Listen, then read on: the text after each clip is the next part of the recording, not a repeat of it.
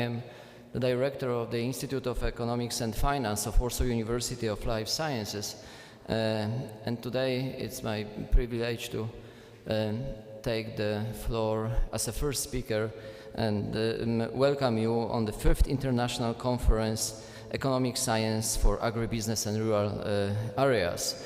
This year we are meeting to discuss at the Crystal Hall of Warsaw University of Life Sciences, but also remotely online in a kind of hybrid form, the issues of European Green Deal, the challenges for agribusiness and rural areas. Please allow me to welcome Rector Magnificus of the Warsaw University of Life Sciences, Professor Michał Zasada.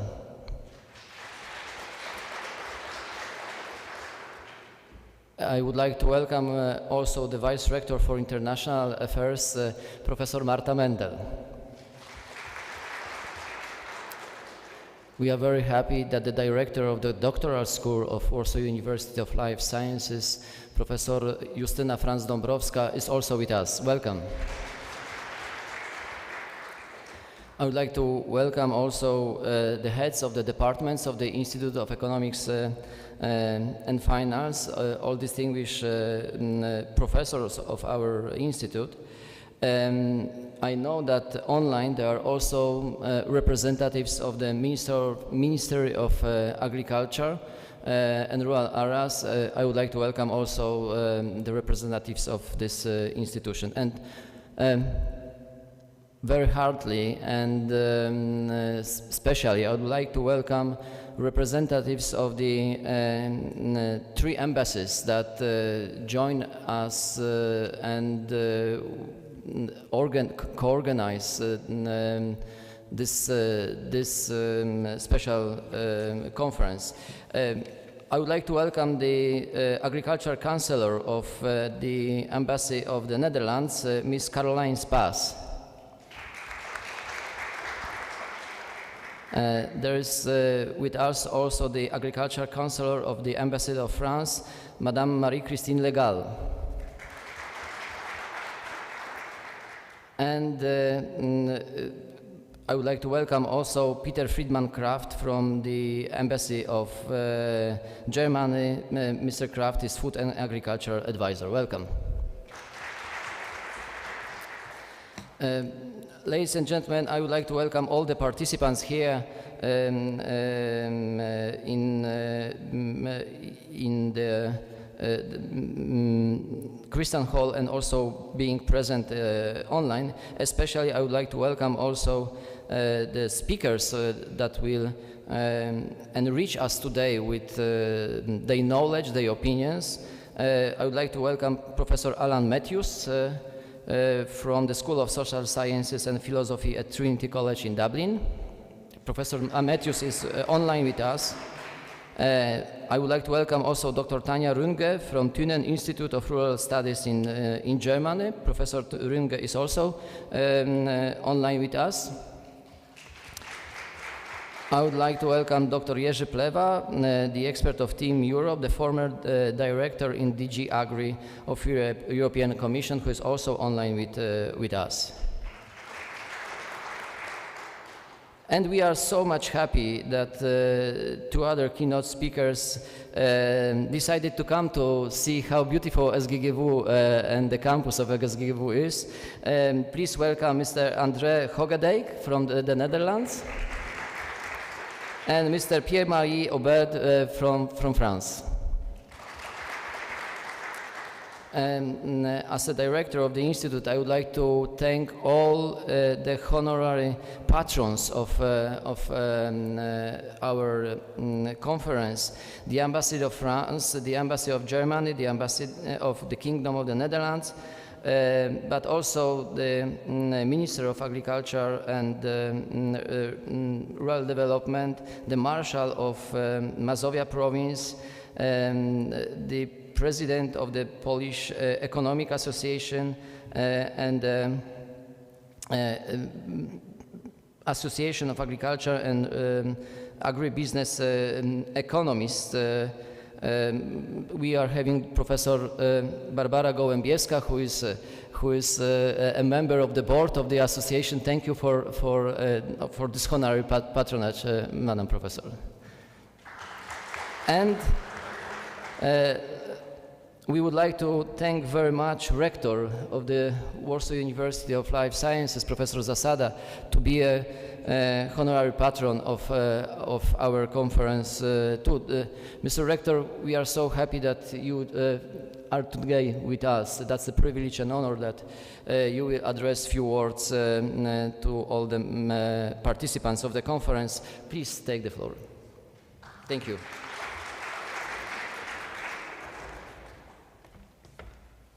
Probably it would be much more convenient to speak from the other place, but we treat these conferences, these occasions when we can meet in person, sort of in a festive way, so please allow me to do that from this place. Dear guests, dear colleagues, please welcome to the Warsaw University of Life Sciences on such a sunny day. And this is my great pleasure to be a part of the opening of the 5th International Scientific Conference, Economic Sciences for Agribusiness and Rural Economy. I would like to thank the Institute of Economics and Finance of our university for taking an effort to maintain this so far successful event.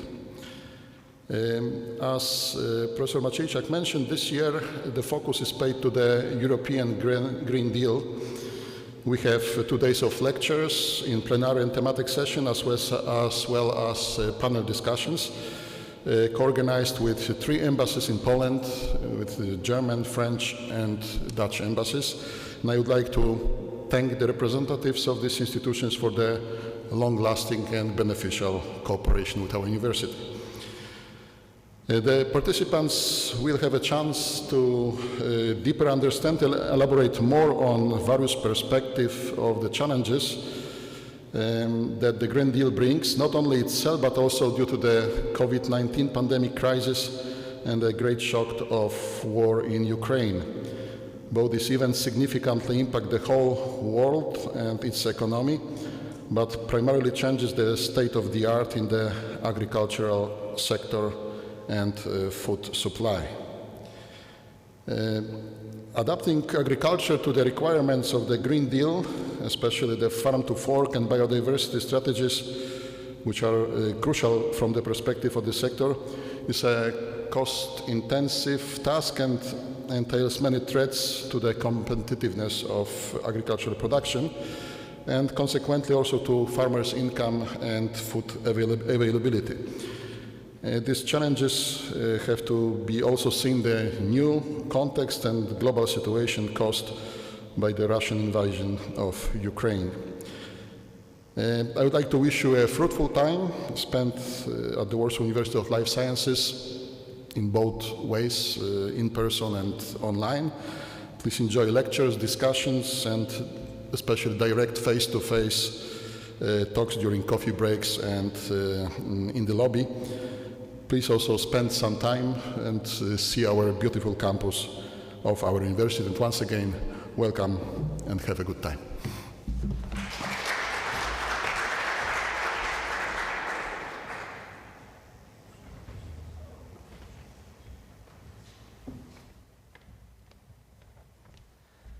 When you are inviting people and staying on the stage, sometimes you not mention all the people. I would like to cordially welcome Mr. Grzegorz Brodziak from Good Valley, who will be also the panelist of our conference. I am very happy that you agreed to join us to discuss the issue of Green Deal.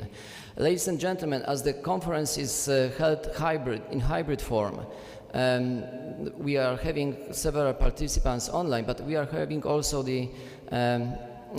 our keynote speakers that could not join us here in person. Therefore, will deliver lectures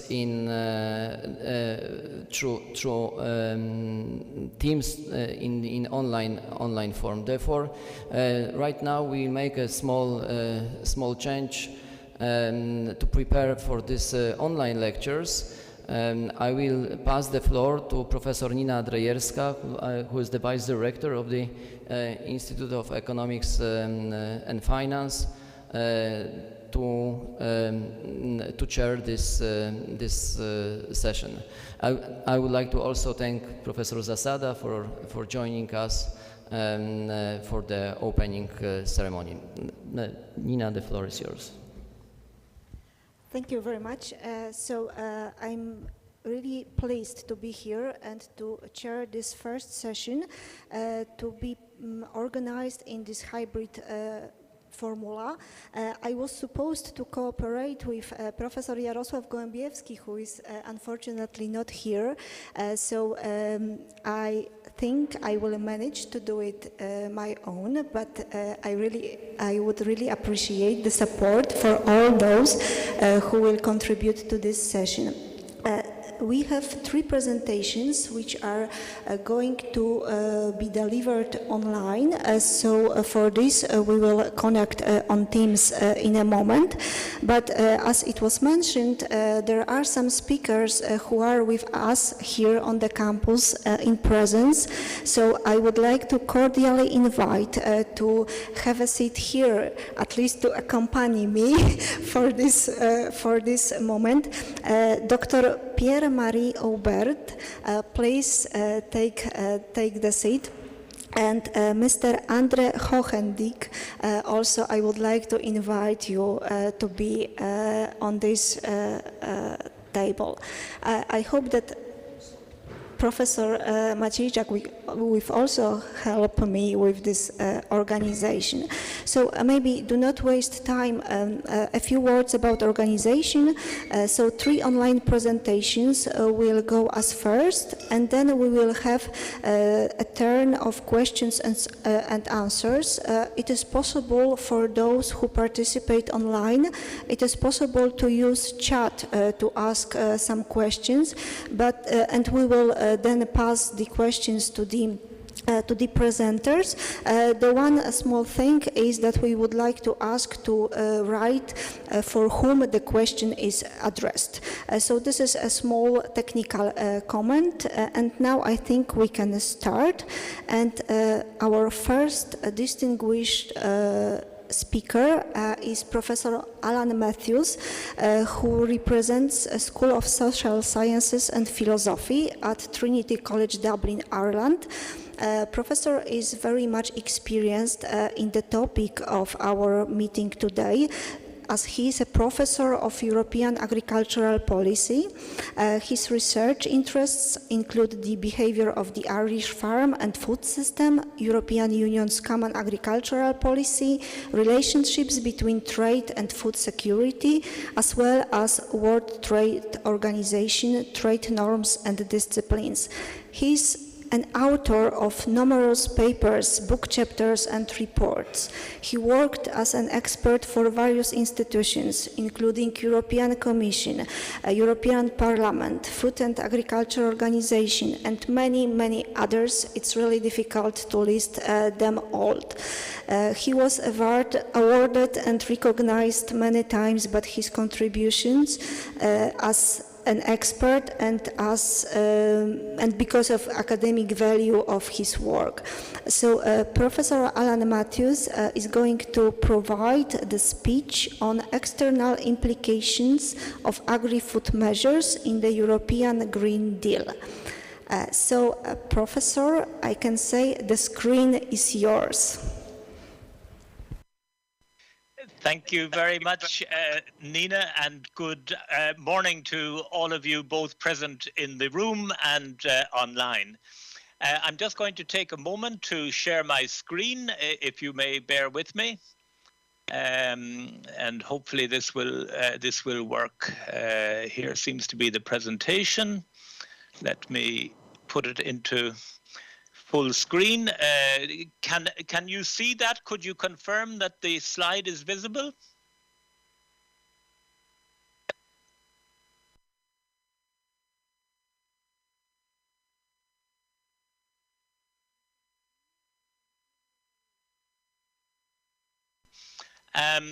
I want to talk for a few minutes on the external implications of agri-food measures in the European Green Deal. I should mention that this presentation is based on a report that I have drafted for the European Landowners Organization, and which I hope will appear in the coming month or two. So this is, in a sense, a preview, and any feedback will be extremely welcome. We're all aware that there is increased focus on sustainability requirements for food, and that the Green Deal and Farm to Fork strategy demand adherence to higher sustainability standards by producers, as well as dietary change as part of the necessary transition to a more sustainable and healthy food system. By sustainability standards for food, we mean standards that cover climate and emissions, environment, social issues, as well as animal welfare impacts. And what's important to highlight is that these standards refer to production practices. So they're different in this dimension to food safety issues, where these are characteristic of the product itself. Sustainability standards refer more to the way a product is produced, and that has implications both for the way they're treated in international trade law and also in the way in which these practices can be enforced. Implementing such standards, as well as dietary changes, is going to have a significant impact both on the competitiveness of EU producers as well as international trade in food. And my concern is particular on the impact of such standards on what I call vulnerable developing countries. By this, I mean really low-income countries, the least developed countries, the countries associated with the European Union through the African, Caribbean and Pacific Partnership. There's around 85 such countries in total. And how will this impact on their ability to achieve the UN Sustainable Development Goals, given that we in the European Union have a commitment to policy coherence for development? That is to say, ensuring that any policy measures that we introduce are checked for their impacts on these developing countries.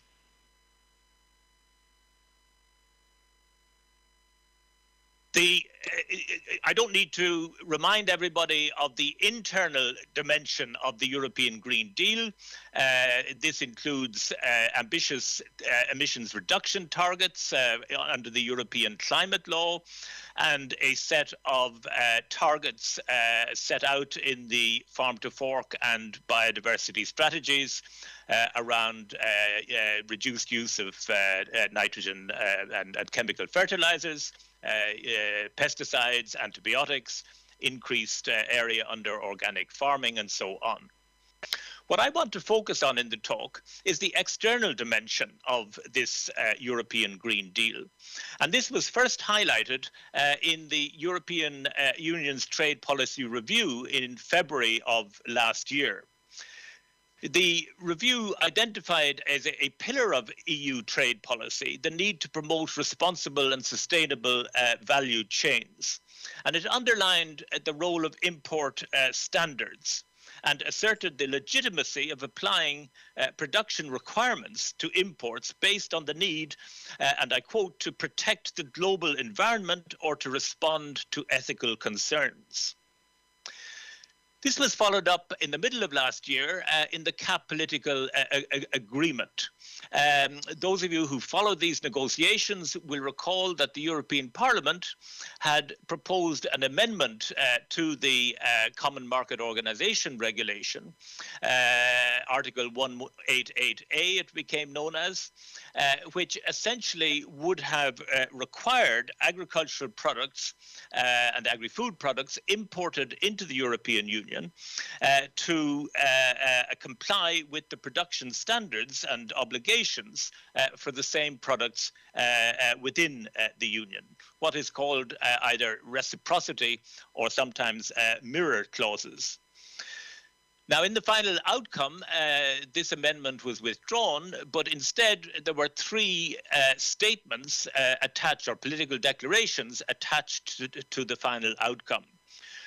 One was a joint statement which essentially endorsed the statement in the trade policy review that, yes, it was legitimate to apply import standards designed to protect the global environment or to respond to ethical concerns.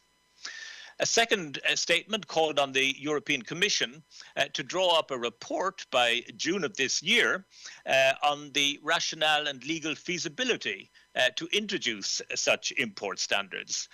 Some of you will have seen that there has already been a leaked draft of this report, and it is expected to be presented to the Agri-Fish Council meeting in the middle of June.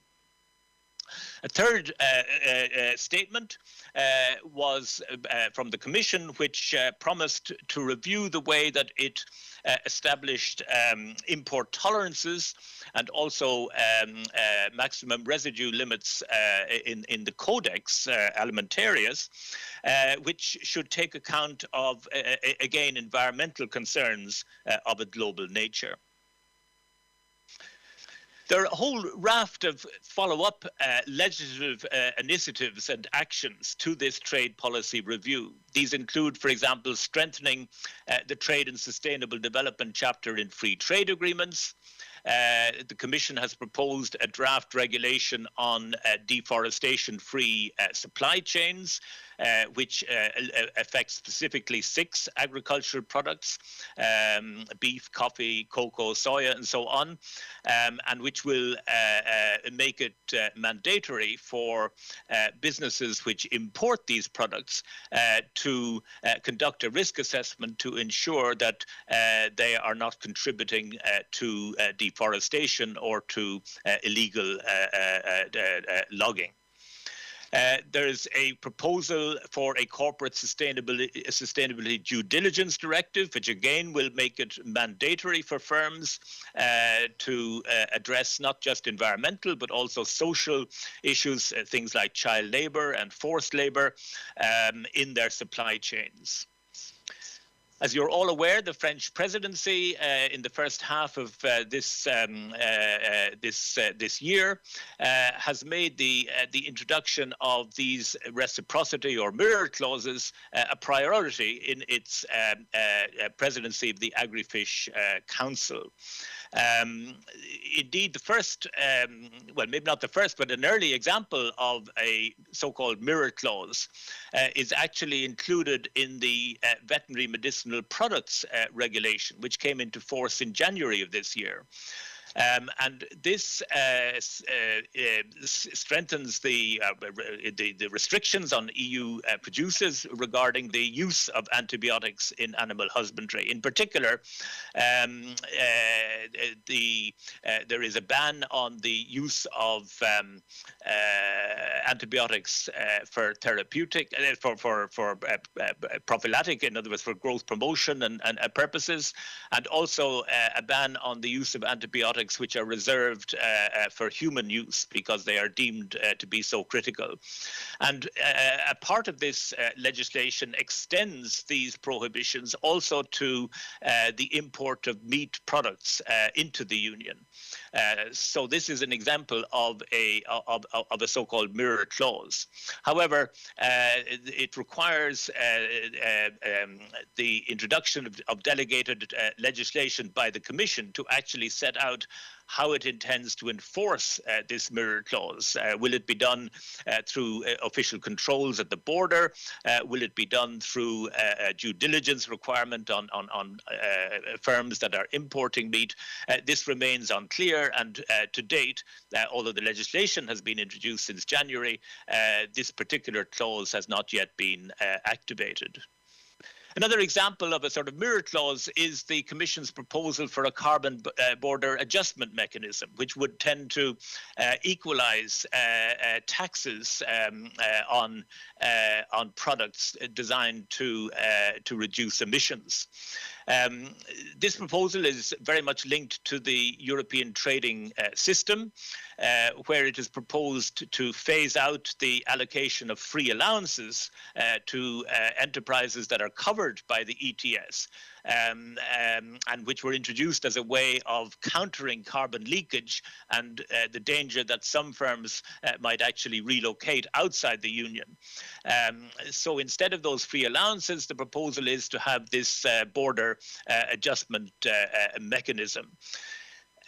This is not going to affect food imports in the near future because agriculture is not part of the European trading system, but fertilizer will be covered. So there will be an indirect impact on the competitiveness of European farmers.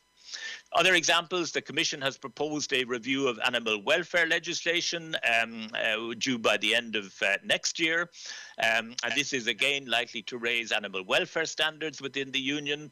The Commission has promised to take into account the so-called End the Cage initiative and to phase out the use of cages in animal farming over a period of years. And the proposal has been made that similar requirements and obligations should be imposed on the import of animal products as a result. And then finally, there's the big legislative initiative, the proposal for a regulation on sustainable food systems framework, again due at the end of next year, and where the Commission has again flagged that it may contain regulations on import standards. So you can see that there's really a wide range of legislative initiatives designed to reinforce this external dimension of the European Green Deal. And this is what I want to address in the remainder of my talk. As I say, I'm particularly interested in the impacts that these initiatives might have on so-called vulnerable developing countries, these low-income developing countries. And just to remind you of the main commodities that they export to the European Union, you'll see that the three main ones there are cocoa and cocoa preparations, fruits and nuts, and coffee, tea, and spices. And you can see already that, for example, cocoa and coffee are both on the list of products that are covered by the mandatory deforestation legislation initiative. Fruits and nuts, of course, would be products where there would be considerable use of pesticides, and any changes in pesticide rules would likely have impact on these countries.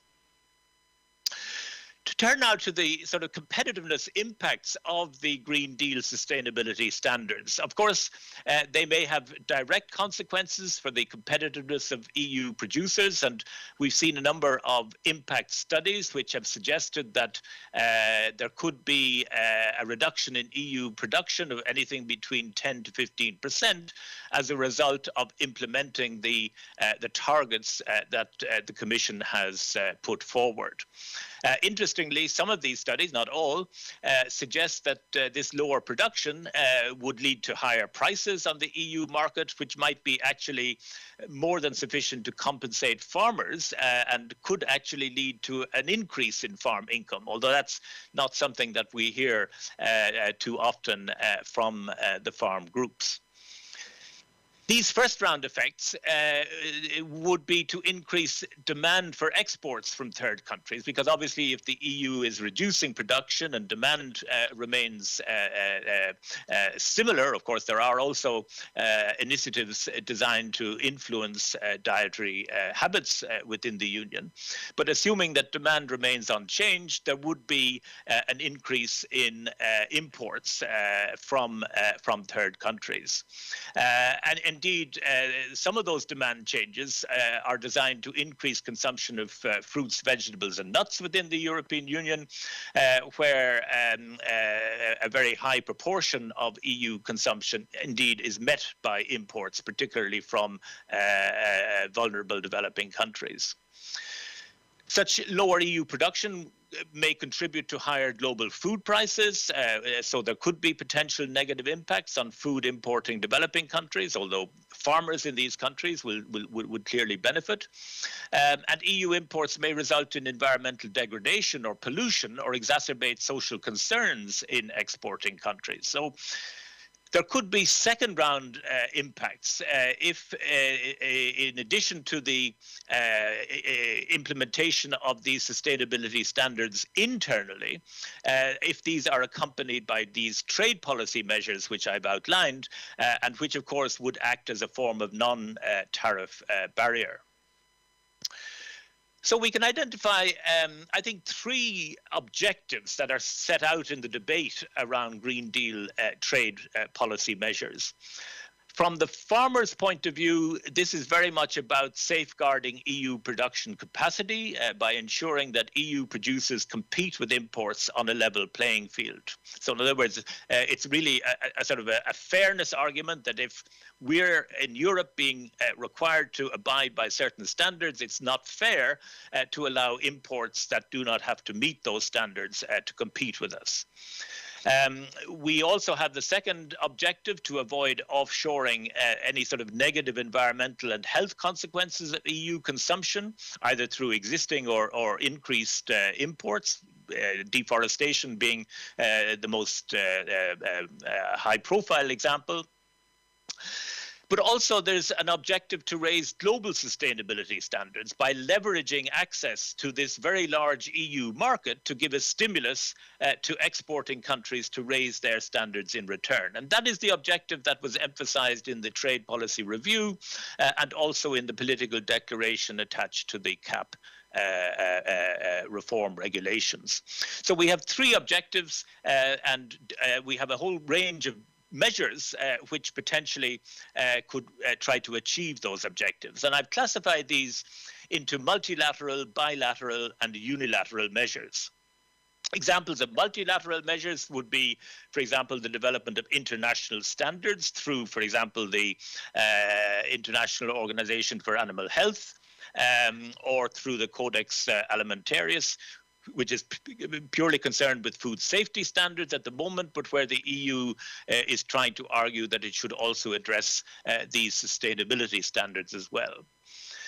You also have multilateral environmental agreements, the Paris Agreement being the most obvious example, but there are also, for example, biodiversity agreements and so on.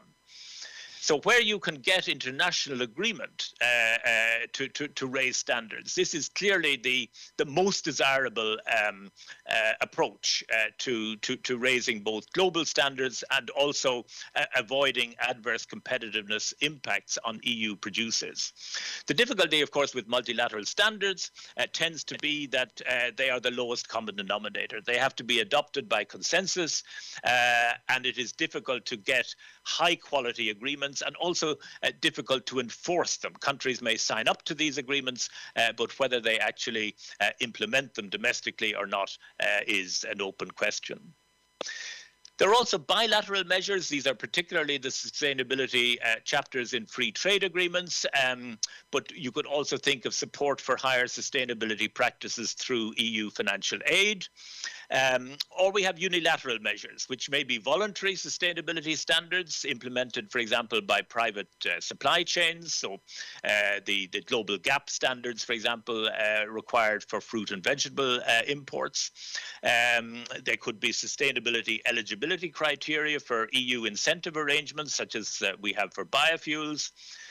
They could be the mandatory due diligence requirements, which the EU is proposing to introduce, or requirements that imports should meet similar requirements as domestic production, the mirror clause idea, or just sustainability labelling. All of these are potentially policy measures which we could use in the EU to try to achieve the three objectives that I have highlighted previously.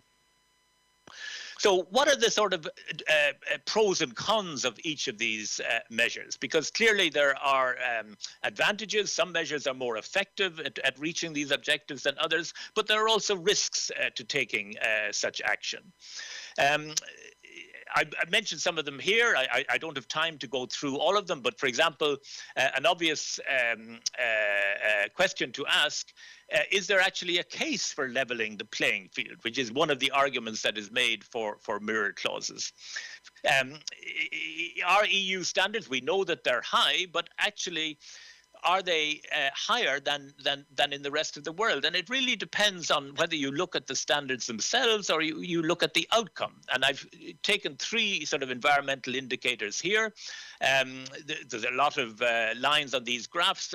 I really just want to highlight the blue line, which is at the top, for example, in the top left-hand chart, which is the EU, showing that EU greenhouse gas emissions per hectare, even though we have stringent targets for emissions reduction, our emissions per hectare are way above emissions per hectare in other parts of the world, including particularly in Africa, which is the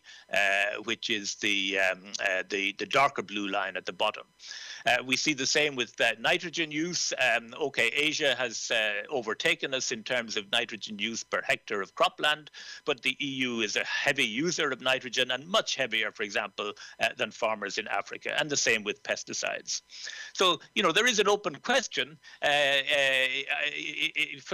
for an African farmer to ask, how level is the playing field, and, are we actually the ones that are to blame?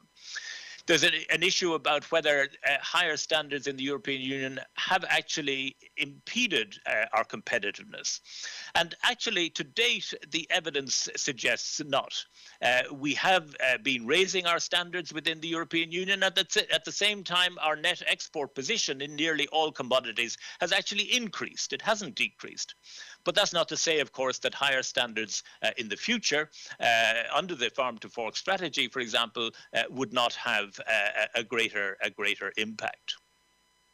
There's a question of what sustainability requirements are relevant. The European Parliament amendment would have said that imported products must meet all environmental and health standards that EU producers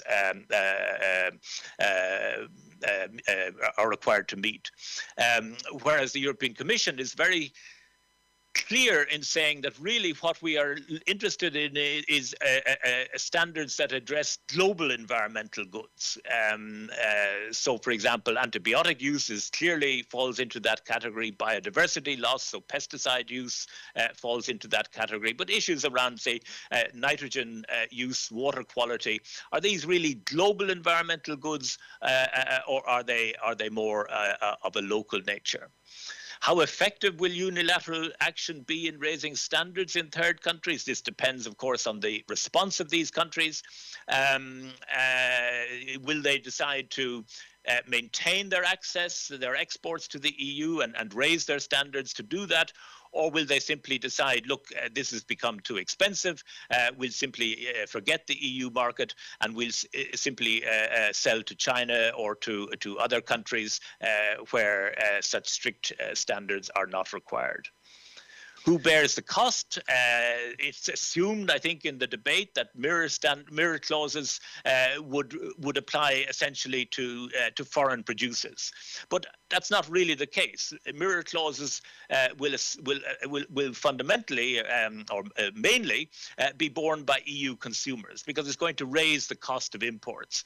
And when we think about, for example, the desire to increase consumption of fruits, vegetables, and nuts within the European Union, and we are hugely dependent on imports for these products, does it really make sense to raise the cost and thus make achieving that target more difficult?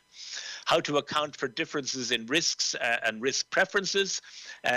We're all aware that sustainability has these three dimensions. It's not just about the environment, but also economic and social dimensions.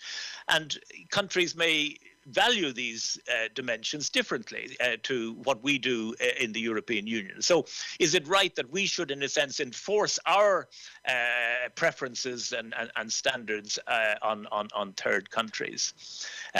What is the risk of retaliation? This is one for the legal lawyers, of course, but it's and will be addressed by the Commission in its report next month. Is there would these external clauses, would they be in breach of our WTO obligations? And how to avoid potential adverse impacts on vulnerable developing countries? I have a slide which says something on pesticides, but I'm going to skip that in the interest of time. And just to take up that final point about impacts on developing countries. It's clear that raising sustainability standards also in countries that export to the EU is both a desirable and urgent objective. But it's also clear that in the absence of cost-effective alternatives, EU policy measures may have adverse impacts on some SDGs in these countries. So to ensure policy coherence development, I suggest that any measures that we introduce in the EU should meet 4 criteria. We need to give these countries a sufficient transition period to allow alternatives to be developed, applying the principle of special and differential treatment. We need to commit significant EU resources to help farmers in these countries to adapt their production practices where this is required. We know we apply a just transition principle in Europe to emphasize that those affected by change should be consulted and have a say in managing that change. And that principle also should apply to the external dimension of the Green Deal. We shouldn't simply impose these standards unilaterally. We should engage in a dialogue with these countries and try to reach agreement. And EU decision-making should have mechanisms where the interests and needs of these countries are explicitly considered. So my key messages, my final slide: raising global sustainability standards is urgent, it's desirable, both in its own right, but also to avoid leakage effects from raising EU sustainability standards. And there's a portfolio of trade measures that we could introduce: multilateral, bilateral, and unilateral actions. Multilateral actions are by far the gold standard, if you like, but they suffer from this drawback that they reflect the lowest common denominator and lack effective enforcement provisions. So therefore, the EU is considering more aggressive use of unilateral actions, including labelling, financial assistance, but also due diligence requirements and mirror clauses. Mirror clauses are probably the most trade restrictive of these this portfolio of measures, and probably the most likely to invite trade retaliation. They're also a one-size-fits-all measure. They don't discriminate between different exports. So it's hard to make allowance for developing countries when using this approach. And I just raised the question, given the geopolitical situation we find ourselves in today, is this the moment to risk greater trade tensions in the global trading system? So let me stop there and thank you for your attention, and happy to take any questions in the chat. Thank you, Nina.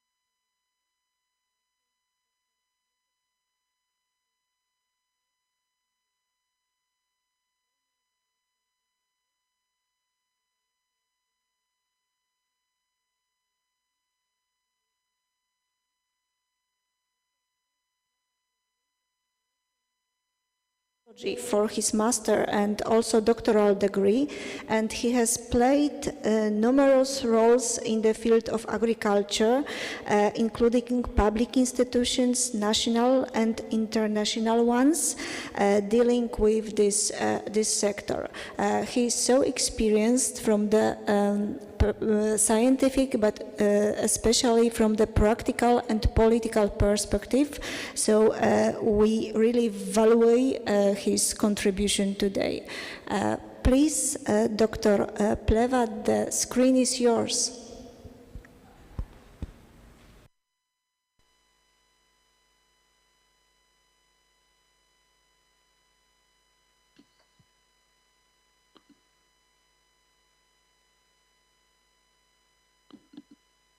Good morning, ladies and gentlemen. I hope that you hear me and you see my presentation. First of all, I would like to thank organizer for inviting me to this important event. It is always a pleasure to join outstanding experts and speakers at the conference organized by SGGW, the university for which I have been working for almost 20 years. I'm particularly pleased to see colleagues with whom I worked over the years on CAP policy, and with pleasure I heard intervention of Professor Alan Matthew, with whom I have opportunity to discuss CAP issue on many occasions in the past.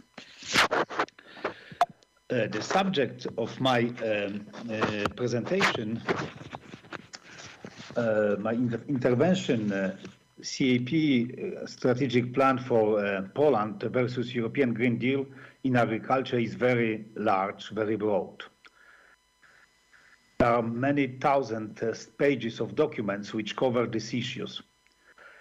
So, to give you the example, the single document of CAP strategic plan for Poland, version 4.0, contains more than almost 1,000 pages. So I will be very selective, and I will cover only a limited number of key issues. I have to admit that I will concentrate on those elements which, in my opinion, requires more efforts to be improved or even substantial correction. However, we have to be realistic, and I do not see a lot of political willingness and also determination to improve these documents. So let's start with a very short overview of the elements we know very well. Some slides I will show very quickly because I think that they are very well known, but it's good to have a short reminder. Green Deal. Green Deal, it is a holistic approach. It covers all sectors and all activities in the EU.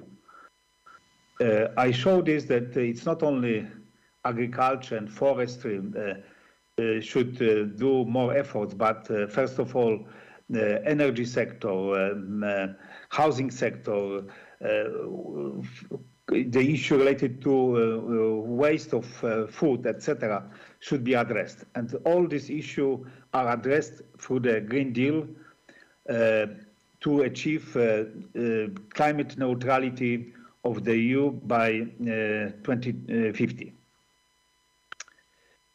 But two strategies shown on this slide, from farm to fork strategy and protecting biodiversity, are key to achieve the objective of the Green Deal. Even if agriculture, for example, is not contributing very substantially compared to other sectors to greenhouse gas emission, but the specificity of agriculture is that agriculture is able to reduce the emission, but also to capture CO2 and to store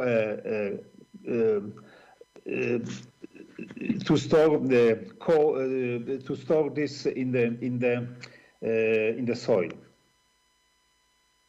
So I think that we have to understand that without this strategy, implementation of this strategy, proper implementation of this strategy, will be almost impossible to achieve the goal of Green Deal.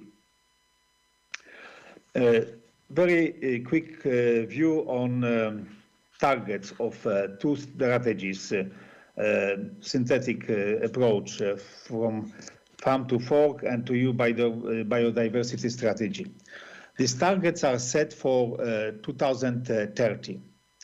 They are well known, but maybe I will remind this. Reducing the risk of use of chemical pesticides by 50%. It is extremely challenging, especially now, when we see the situation on international market concerning agriculture product, increase of prices, but a huge increase of also input for agriculture. Reduce nutrient losses and by at least 50% and fertilizer by at least 20%. This is, key element of concern on farmers. Take into account that prices of fertilizers already raised substantially. Next, reduce sales of microbial antibiotics for farmed animals and in aquaculture by 50%. Well-known target at least 25% of the EU agricultural land under organic farming, and bring back at least 10% of agricultural area under the high diversity landscape future, and achieve 100% access to fast broadband internet in the rural areas, but this target is set for 2025.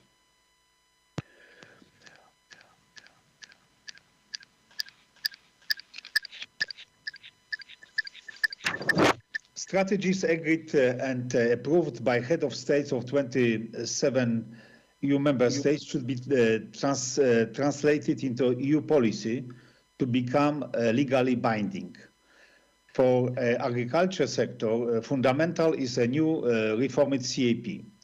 Finally agreed at the end of the last year, after more than 3 years of process. The key elements of this CAP reform are as follows. Increasing environmental and climate ambition reflected by budget allocation, and a new green architecture of the CAP, including eco-scheme financed from first pillar.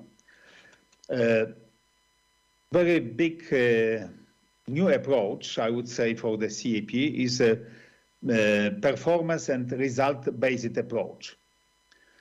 So-called new delivery model in Brussels jargon.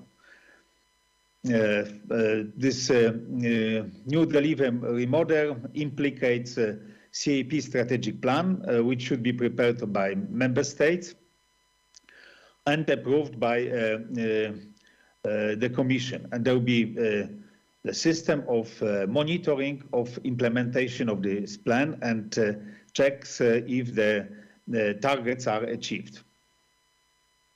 So in the new CAP, more competence and responsibilities is given to member states for the CAP, especially in the form of a strategic plan. But I have to emphasize that it's not only competence given to member states. Responsibility is huge because the result of this CAP strategic plan we will see only after several years.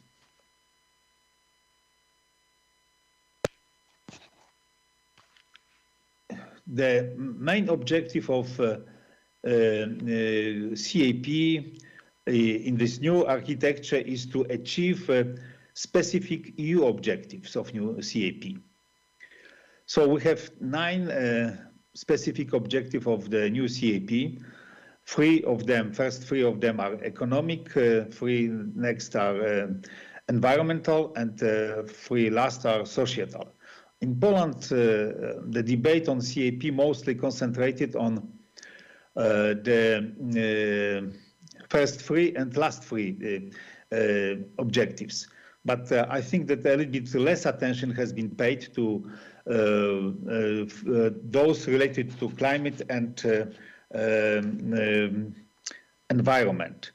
So I have to stress that the main reason for the reform of the CAP was to contribute to climate change mitigation and adaptation, including by reducing greenhouse gas emission and enhancing carbon sequestration, as well as promote sustainability and sustainable energy.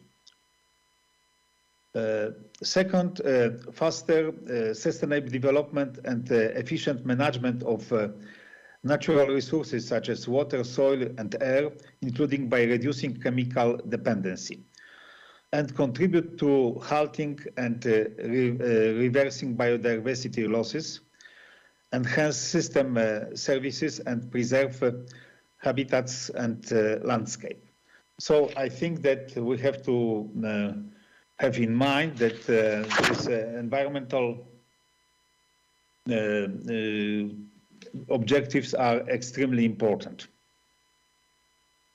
I already mentioned the new green architecture of the CAP. As we see on this slide, there are some new elements. Especially, I would like to raise your attention to enhanced conditionalities, which includes improved greening elements, which were in the past in the greening for which farmers received 30% of direct payments. Now this is the conditionality. So to get any support from first pillar, it's necessary to fulfill these conditionalities.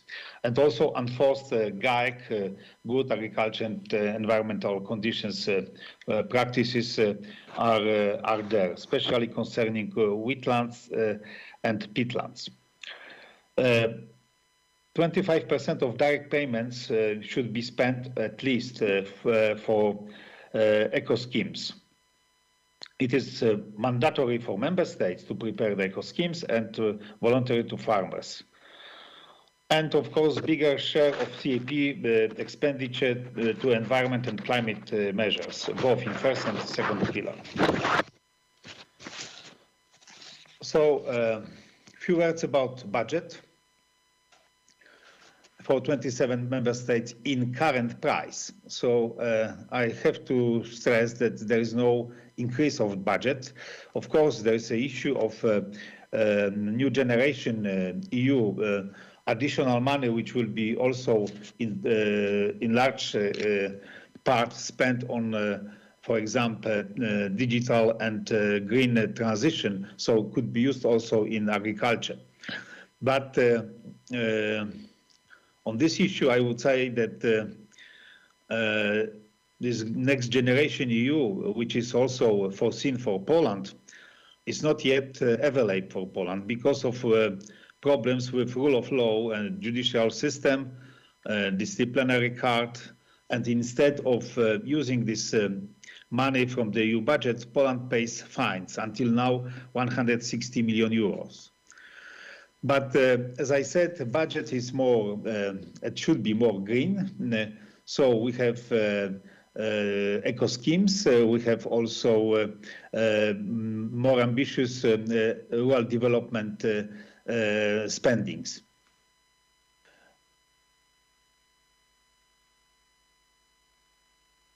How this budget looks like for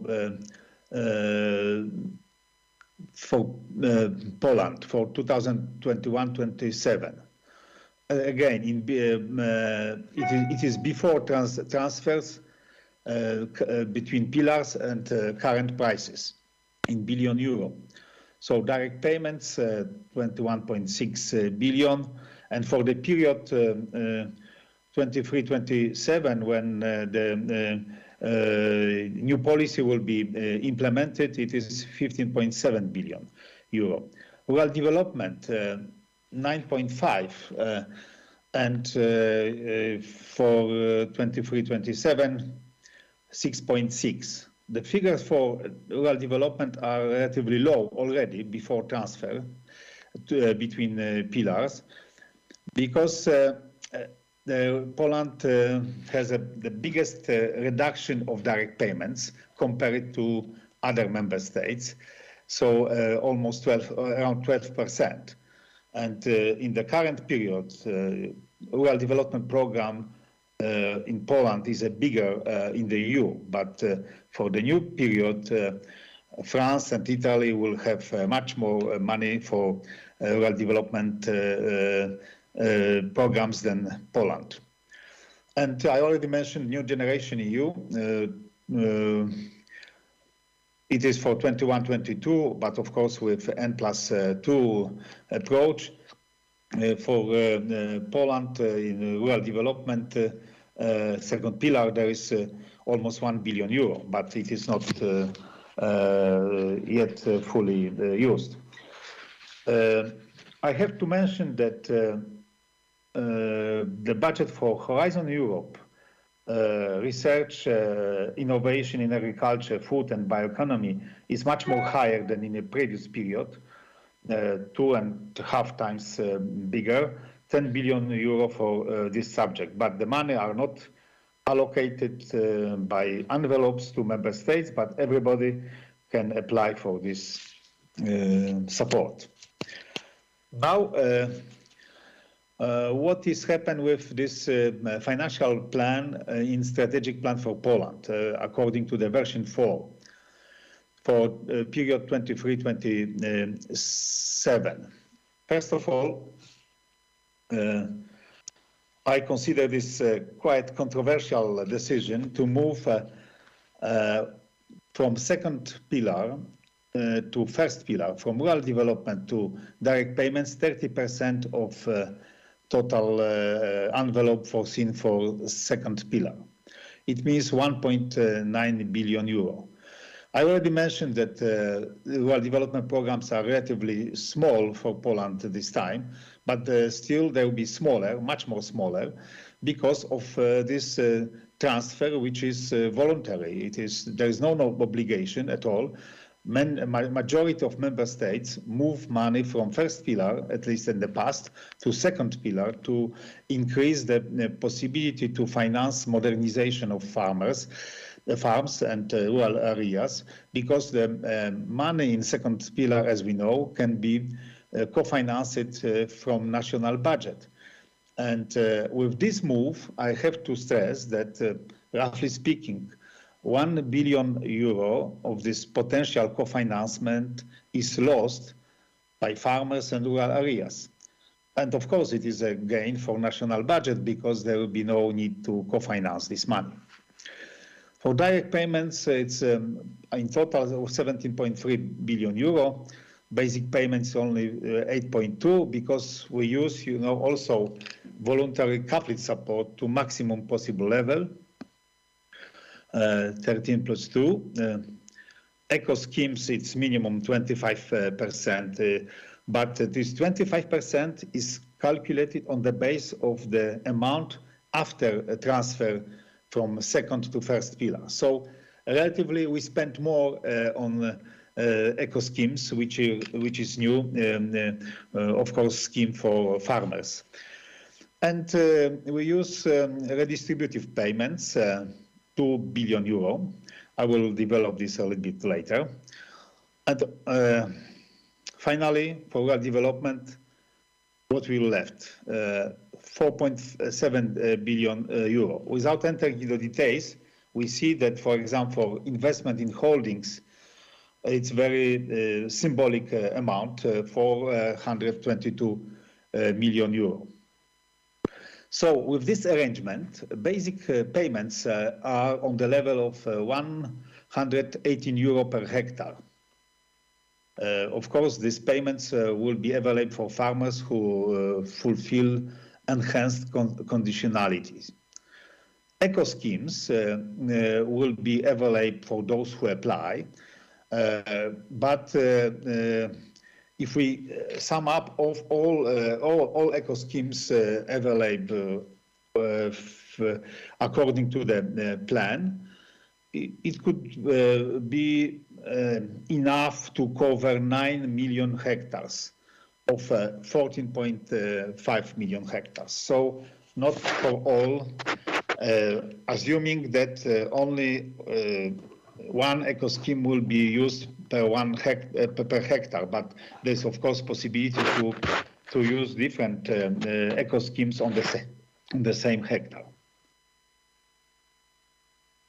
And one of the biggest of my concern is that this redistributive payments. Of course, redistribution was a priority for the EU, but it could be done in different ways. capping, degressive payments, different methods can be used. But what was happened with Polish strategic plan? The farms are divided on two types of farms, bigger than 50 hectares and smaller than 50 hectares. And these who have less than 50 hectares, which is not a lot also in current Polish conditions, will get redistributive payment for first 30 hectares. So the situation of farmers who use more than 50 hectares will be relatively weak, competitive situation. And this 2 billion euro will be moved to those who has less than 50 hectares. In my opinion, it's not a right approach. There is not enough justification for such decision, and it could create a lot of problems in the near future, because the farms who produce for market, who provide also food security, who exports, is mostly farmers who have a little bit bigger farm than the small farms. I forgot to mention about one issue. It is a little bit chance which was not used. Active farmer. We know that active farmer could be defined on the national level to really focus payments to real farmers. Without using these tools, it will be difficult to avoid to, for example, still pay sofa farmers, so-called sofa farmers, which is a Polish problem, and also to avoid to direct payments to those who do not produce food, only lease land, for example, on the oral basis. And I think that it will also reduce amount of money for real farmers. But this opportunity to specify more requirements for active farmers was not used until now. Now, CAP strategic plan versus Green Deal. How it fits to the targets. I have to, of course, admit that the targets for Green Deal are for 2030, but these targets in the strategic plan are for 2027. So it's quite shocking that for organic farming we foresee 3.5%, and of course in 2030 in the plan is mentioned that there will be 7%, but the reality is that now in the EU average is bigger than 8%, higher than 8%, and several member states plan to even achieve more than 25 or even 20 to 30% of land under the organic farming by 2027. So we are looking on that figures, and I think if we take into account that there is an increase of demand for this type of food, it should be again looked at very carefully. Antibiotics, it should be reduced, the use of antibiotics by 50%. There is no clear commitment how it will be reduced. I would like only to stress that Poland is one of the bigger user of antibiotics in animal production, much bigger. We use per products much more antibiotics than, for example, France, Denmark, Netherlands. So there is no commitment, but only estimates that we will be able to reduce this antibiotics use by 10%. There is also the plan to build a digital register of antibiotic trade, because we really don't know exactly what is happening with this antibiotic. So it's very modest approach. Pesticides, instead of minus 50, assessment is that it would be reduced by 3 to 7.5%. No more comments from my side, but we see the big distance to the Green Deal targets. Fertilizer, similar. There is estimates of reducing nitrogen use by 12.8% and 12.6% phosphorus. On eco schemes, I already mentioned, but I think that it will require more discussion probably later on. There's 16 eco schemes, and they will cover only 9 million hectares if there is no overlapping of the same of the eco schemes on the same hectare. So we have to be very clear on that. But for the moment, there is no rules how to combine different eco schemes on the same hectare. But there is no, for example, eco schemes for the precision farming, which was advised by the Commission or recommended by the Commission. There is a possibility to use precision farming in rural development measures, but it's not the same as money developed in first pillar. So main concern is the long, big distance between targets established in Green Deal and strategic plan. To end up this part of presentation, I'd like only to mention as a curiosity, but in the rather negative sense, the lack of coherence between the national instruments and the CAP.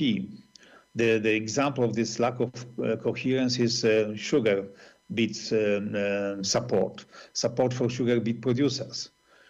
We continue to use coupled payment. In the past, they were even higher than. Now it is around 300 euro per hectare. It's huge compared to 118 basic payment. On top of that, in Poland, we apply sugar levy to encourage consumers to reduce consumption of sugar. So we see that it's not a coherent approach. And we spent on that 360.5 million euro. It's a huge amount of money which could be used for modernization or more environment and climate oriented issues. It was my assessment, I would say quite critical, because I concentrated only on those elements which are, in my opinion, require adjustment, improvement, or even changes. But we'll see how it will happen, because the negotiations continues. And recently, we have opportunity to see the observation letter from the European Commission on the CAP strategic plan for several member states, including Poland. The positive thing is that the process is transparent. It means that the Commission published the observation letter to Poland and other member states, and Poland also agreed, Polish government agreed to publish the Polish Polish comments to these observation letters. So this is again quite big, the daily documents, technical. For example, Commission observation letter has more than 48 pages. Polish reply around 18 pages. But I would like only to give you the flavor of these comments. Of course, Commission is much more diplomatic that I am here today. So the language is very diplomatic in the Commission observation letter, but anyhow, we can see that there are some comments which are, I would say, convergent with what I said on the basis of my own observation. So Commission strongly encouraged Poland to set a higher ambition level for antimicrobial resistance, pesticides, reduction of nutrient losses, organic farming, high diversity landscape futures, and rural broadband. Poland would like to achieve 87%, and also to finance this outside of the CAP, which is not yet fully in implementation. On this slide, there is these two next slides. There will be a little bit more text. I will not repeat this text, but I would like to leave you with this text to also give you the flavor of this language which Commission is using in the observation letter. On climate change, emission, nutrient management, biodiversity, water quality, and renewable energy, Commission has concerns about the plan's effectiveness in bringing about the changes required to address some needs recognized in the plan. So needs recognized in the plan are considered as well recognized, but concern is the effectiveness of this plan to achieve this, to address these needs.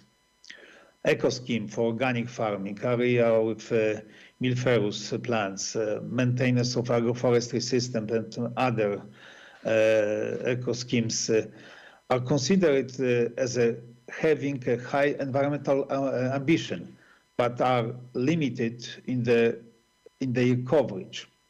To give you the example, the biological crop protection, biological crop protection, for this scheme is foreseen support for 5,000 hectares only, with 14.5 million hectares agriculture utilized area in Poland. So we see that, you know, the coverage is very symbolic for certain eco schemes. It's also Commission opinion that plan look more ambitious than it actually is. In other cases, the targets underestimate its environment and climate ambition. And plan hardly touches open peatlands and livestock, two significant elements for greenhouse gas emission reduction. I will not go in the details through these elements, which is related with farm income, competitiveness, resilience, and position of farmers in the value chain. But Commission considers that the plan contributes only partially to this general objective. The European Commission has doubts as to the expected effectiveness of proposed intervention strategy. And again, the plan sets very low targets for instruments that would help address the identified structural deficiencies, low competitiveness, fragmentation, large share of non-commercial farms, etc. So it's very important to see that distribution, according to the Commission, distribution of basic income support should be more balanced. Poland is requested to review the combination of tools and their further targeting to ensure such rebalancing of support and justifying the choices made. So I stop on that, you know, the position of Commission in observation letter, which is much more detailed and more nuanced, but I only concentrated on this more critical element. Now I would like to briefly mention about the Polish reply to the EC observation letter. My impression is that there is no clear commitments to substantially improve the strategic plan in line with the EC observation letter. There are small announcements of some modification foreseen mainly as a consequence of Russian aggression on Ukraine and increased cost of production and food security. Increase of support for these two elements mentioned are increase of support for renewable energy production system and increase of support to animal welfare. To sum up, I would like to say that, in my opinion, CAP strategic plan for Poland raises many concerns about achievement of CAP objectives, especially environment and climate, efficient use of funds, concerns about the competitive situation of farm holding bigger than 50 hectares. It's really big concern on my side. And also modernization of agriculture and rural development because of substantial reduction of fund available in the rural development and this transfer from rural development to second pillar, which in the past maybe was justified, but now when we finance, for example, in eco scheme, the similar measures like in the second pillar, I see no justification for this kind of move, which reduce amount of money available for rural areas and farmers.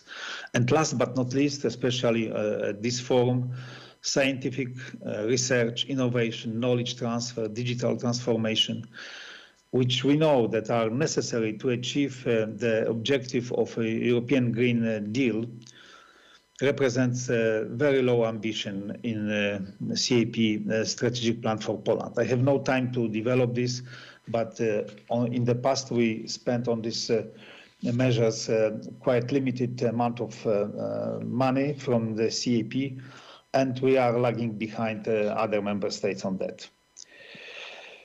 I didn't speak about potential impact of Russian aggression on Ukraine. I understand that this issue will be discussed later during the conference.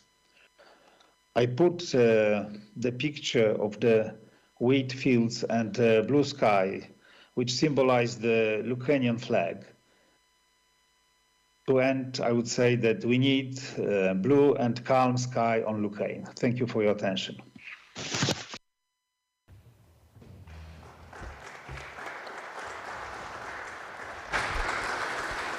Thank you, Dr. Pleva, for this presentation, rich in details as well as comments and observations. I am a little bit afraid of time, so I don't want to strongly encourage you to ask question, and I can see that there is no question on chat. So at this moment, I think we can go to the next presenter and next contribution, which is the topic addressed by Dr. Tania Runge, who is a scientific staff member of the Institute of Rural Studies at Thunen Institute of Rural Studies in Germany. Her interests include use of resources, environment and nature protection, and eco-schemes were mentioned many times during the previous presentation, and now we move in fact to eco-schemes. So the title of the presentation of Dr. Runge is Eco-schemes in the EU countries and their role in the green architecture of the new CAP. Dr. Runge, please, the floor is yours.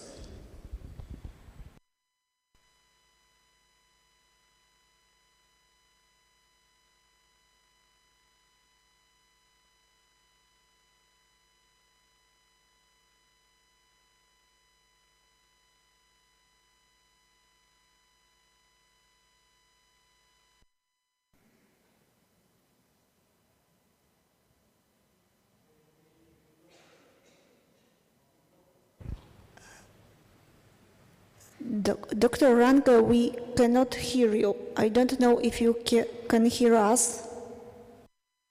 Can you see my presentation? We can see. So then I can start. Sorry. So I would like to thank you very much for the invitation. I'm just searching now how to move forward my presentation.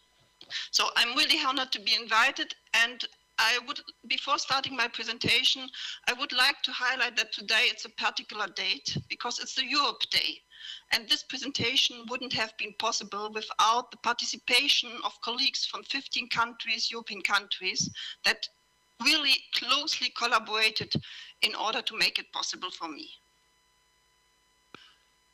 A quick outline, I will start with an introduction, then I will present the new green architecture, focusing on the conditionality of the ecosystems and the agri-environmental climate commitment. Go a bit more into the details of the eco-schemes that were already addressed, and then I will also present some eco-scheme proposals as discussed in those 15 countries. We already saw that the new CAP is covering 9 specific objectives and 1 transversal objective that should not be forgotten when it comes to knowledge and information. 4 of them, 1 covering the climate, 2 covering the environment, and the 4th one covering the animal welfare and the antimicrobial resistance are addressed by the eco-schemes, while the 4th one came in during the negotiation process and is not from the very beginning into a focus of the eco-schemes. What are the major structural novelties? We have, for the first time, 1 plan per member state that is covering all interventions. There are the possibility to have some regional priorities, and as you can imagine, Germany is making use of it with this construction. Then we have very much stronger interrelationships between first and second pillar of the CAP. And with the introduction of the eco-schemes, we have for the first time voluntary environmental measures in the first pillar, and with 25% of the direct payment budget being allocated to it, but with a learning period. And the whole CAP has a new deliverable model. It's very much oriented to performance, using a broad set of output and results indicators to measure the achievements. What we already heard is also that we have a greater overall ambition of environment and climate, and in Brussels language, the no backsliding obligation. So all that has been achieved with the current cap has to be maintained with the next CAP. And we have a detailed rules at national level for the implementation, and still some negotiations are ongoing also for the definitions, but also for the sanction system. And we are work in progress. So what I will present is not yet adopted. Looking into the timeline, we have the situation that we have started the whole process much before, and now with the CAP post-2020 proposal already being presented, and the delay of the negotiations because the adoption of the new CAP has only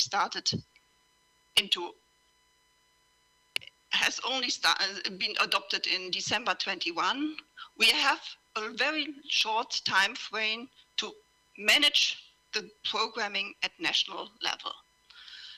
And what should not be forgotten, that we still don't know the details, as Mr. Plever already indicated, and the farmers have to make their planting decision quickly after or already before finalizing their harvesting. So in June, we need to know how it will be shaped. In addition to this, we also have the Green Deal, and with the obligation that all EU actions and policies will have to contribute. I know it looks quite a bit messy.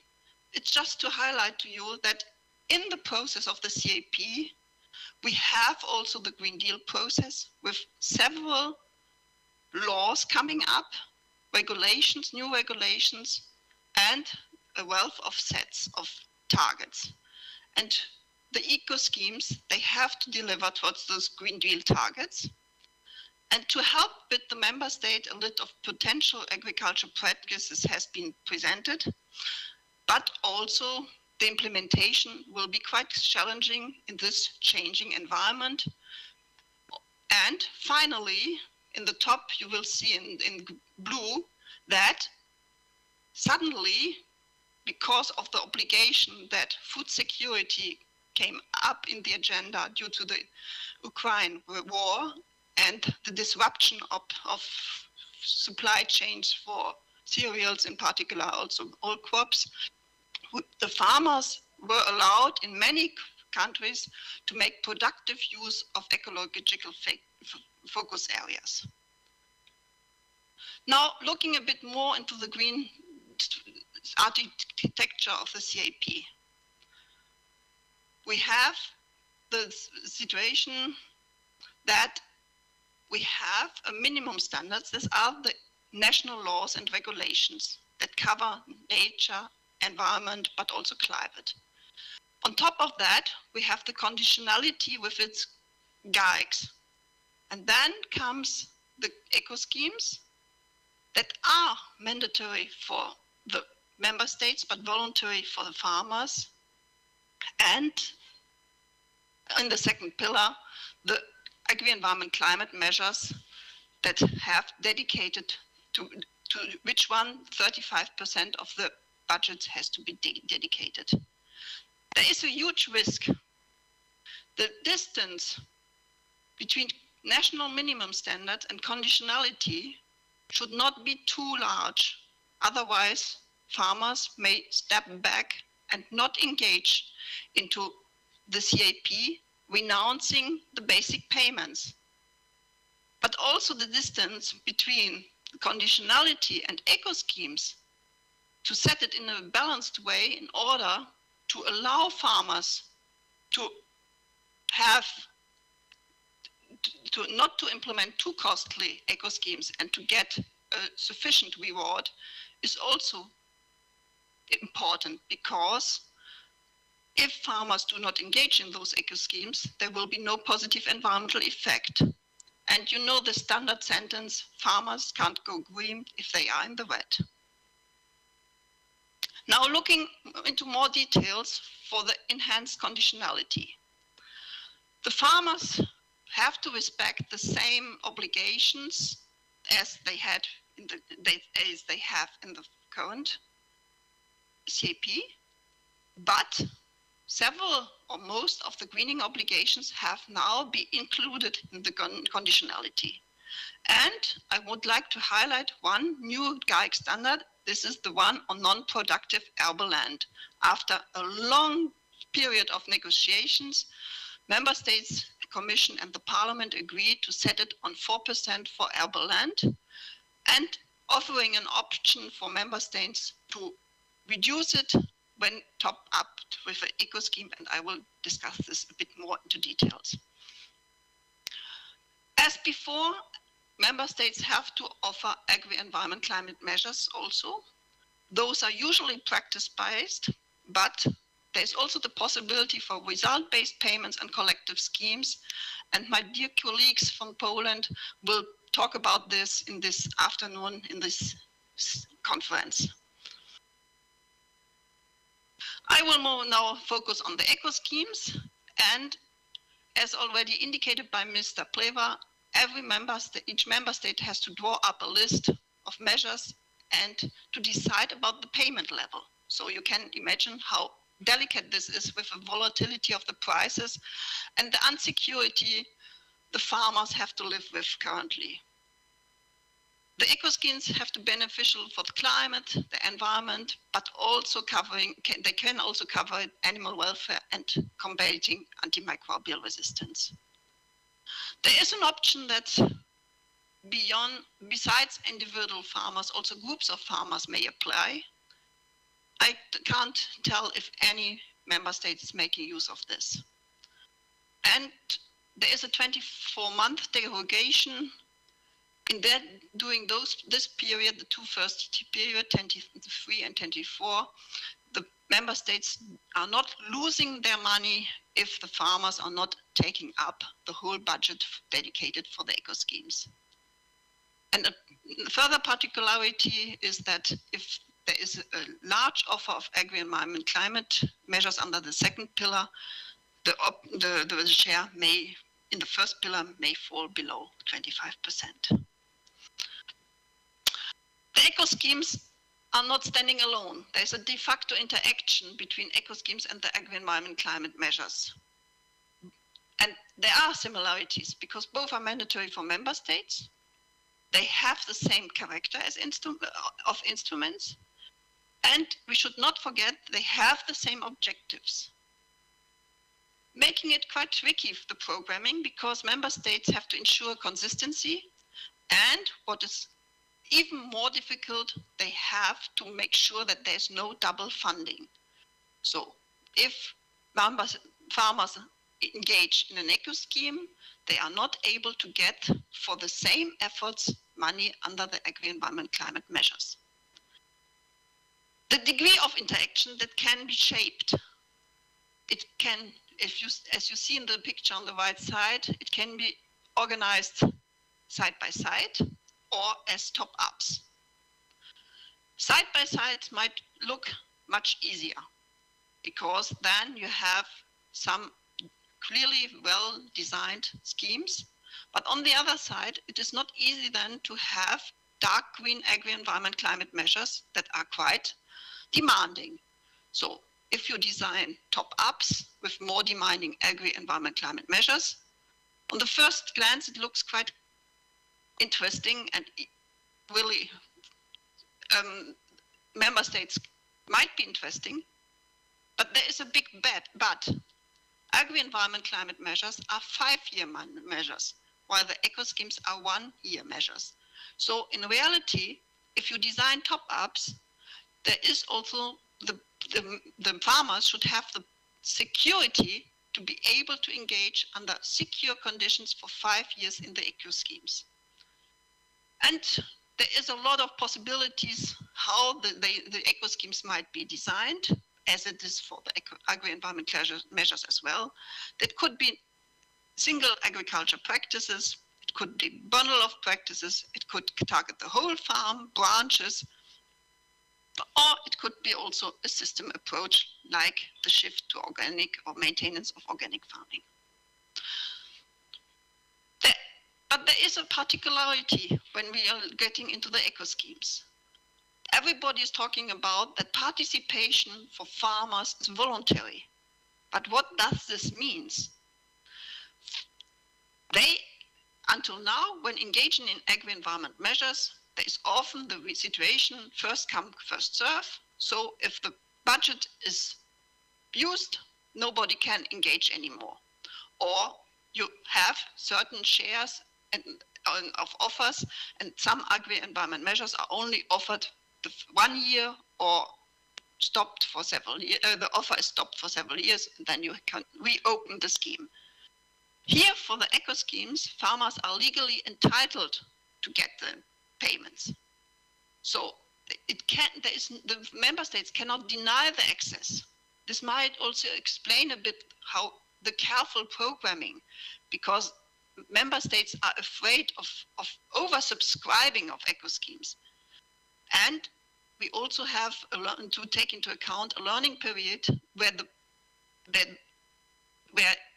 the possibility is to learn a bit about offer and demand, but also to where the risk that unspent funds go back to Brussels are minimized. We have also two possibilities of designing the payments. The traditional way of income forgone and additional costs incurred, like for the agri-environmental payments, measures and payments. But the alternative may be that it is designed as an additional payment to the basic scheme, where an incentive component is theoretically possible. For sure, and this is making it difficult again, the compatibility with WTO Green Box rules is necessary. There is no link with the type and volume of production allowed. How the member states are measuring now that the eco schemes are delivering towards the designed targets, it could be done by the scoring systems or other methodologies. And as I already mentioned, even though the payments are annual, they could be designed as multi-annual commitments. For example, when converting to organic farming, this makes no sense for 1 year. There the farmers need to be secured that they can get the eco schemes according payments for eco schemes over a longer period. Now I will present some outcomes of the work that we have done with 15 out of the 27 EU countries. And it shows already in the first glance an impressive diversity of the eco scheme measures, but also some particularities. In many countries, the agri-environment climate measures mainly addressed grassland. As you can see, the land targeted now is quite diverse.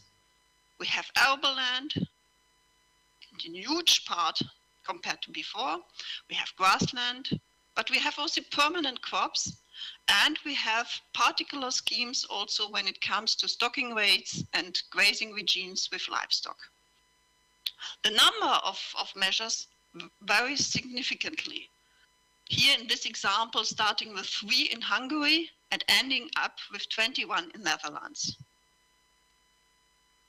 Many member states used the experiences made with greening, but also the experience made with agri-environment climate measures when designing the eco schemes. And member states were free, they had to target at least one aspect, but they could also target several aspects. And you see in the list that the member states set different priorities, with biodiversity being most important for many, but also climate, water, and soil being addressed heavily. And some member states included animal welfare measures and antimicrobial resistance measures. And those where nothing is indicated does not mean that the member states are not designing any measures targeting the natural resource. For example, Austria decided to only address biodiversity through the voluntary agri-environment climate measures. Now I will dive a bit more into details. There is one particular agri-environmental eco scheme that is closely interweaved with the GAIC 8 on non-productive areas. And it is also linked with the Green Deal target that biodiversity-rich landscape features shall be established on at least 10% of farmland until 2023. And here there is this possibility to reduce the mandatory share of 4% of arable land for non-productive uses, including landscape features, to 3% if the farmers top it up through participation in eco schemes to a total of coverage of 7% of their farmland. So you see there is a reduction of the obligation in the conditionality, but an increased obligation via the eco schemes, and still also the possibility for a qualitative increasement going beyond this quantitative increasement through agri-environment climate measures, as illustrated in the picture and the figure on the right side. I just showed some examples. So from this option, several member states make use. For example, Denmark has designed such a eco scheme where they include fallow land and biotopes in order to reach the 7% by the farmers engaging in that eco scheme. Estonia still has targeted a total of 10% of arable land with ecological focus areas and landscape elements. France has a very particular approach. It has a basic level and a superior level. And looking into Poland, there is little information. Poland also intend to include land laying fallow as an eco scheme, with inclusion of landscape features to be created and protected. But from the national plan is not yet clear if it is in total 10% or a top up. And Germany decided not to make use of this possible reduction from 1%, but to stick to the 4% under the conditionality, but to offer a quite high payment for the additional 5%, and then have a degressive payment up to the additional 6%.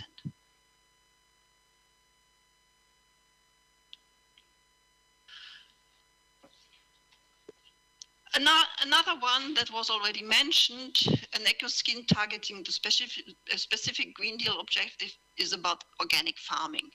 Here again, the target is 25% of farmland under organic production by 2030. And several member states made use of the possibility to have eco schemes covering organic farming, either the conversion or the maintenance. And they have also given particular importance to specific items. For example, in Denmark, the reduction of antimicrobial resistance is foreseen to be addressed via organic farming. Estonia has clearly indicated that they allow farmers who engage in organic farming under the eco scheme to go into other eco schemes as well.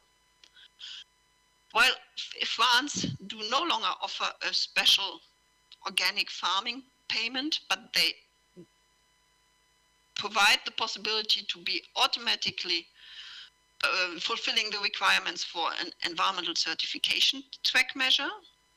And Poland has foreseen an increase of 100% of agriculture area by 2030. That sounds great, but we know that for the moment the level of organic farming the participation is quite low. The coverage only less than 4% of the land. So this is not the full picture, because other member states have decided to keep organic farming in the second pillar as an agri-environment climate measure and to program it on a 5 to 7 year basis. Another one that eco scheme there are also other eco schemes targeting Green Deal objectives. Here, the fertilizer use reduction. And how to contribute to this? There are several possibilities.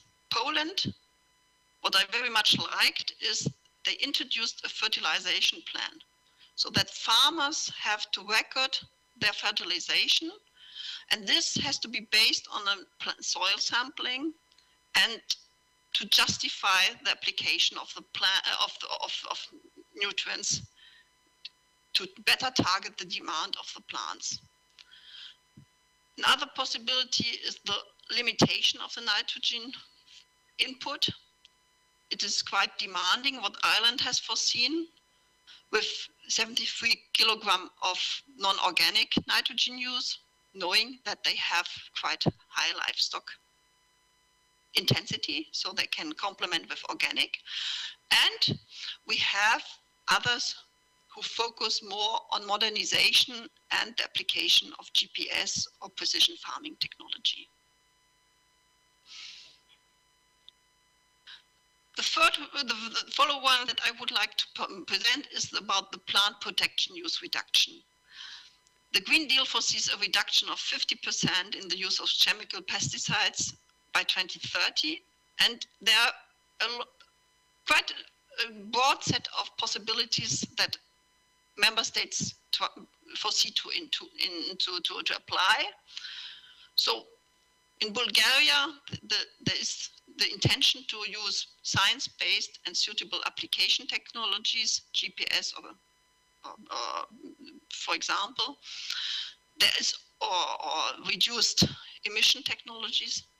In Estonia, there is prohibition to use glyphosate as one option.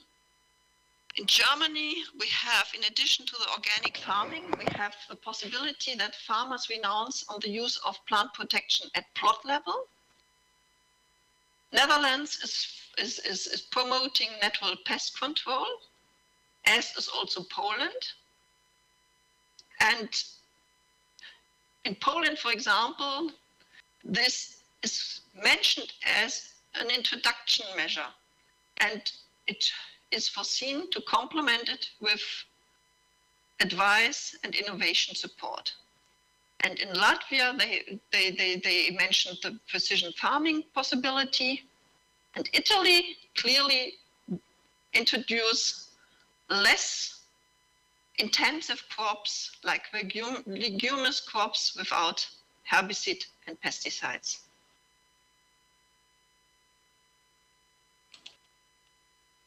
Now jumping to eco-schemes that target soil protection, including their contribution to carbon sequestration. A broad set of measures is addressing no tillage or reduced tillage, like Finland, Hungary, Latvia, Netherlands, but also Poland and Spain have programmed such measures. Those have for sure advantages, but we know that reduced tillage or even no tillage is quite demanding when it comes to the machinery. Farmers need specialized machinery, so this measure has to go hand in hand, for example, with investment support, so that there is the possibility to supplement existing plowing techniques. Another possibility is the already adopted but in extended use of cover crops. Extended because it is important to keep it over the winter time.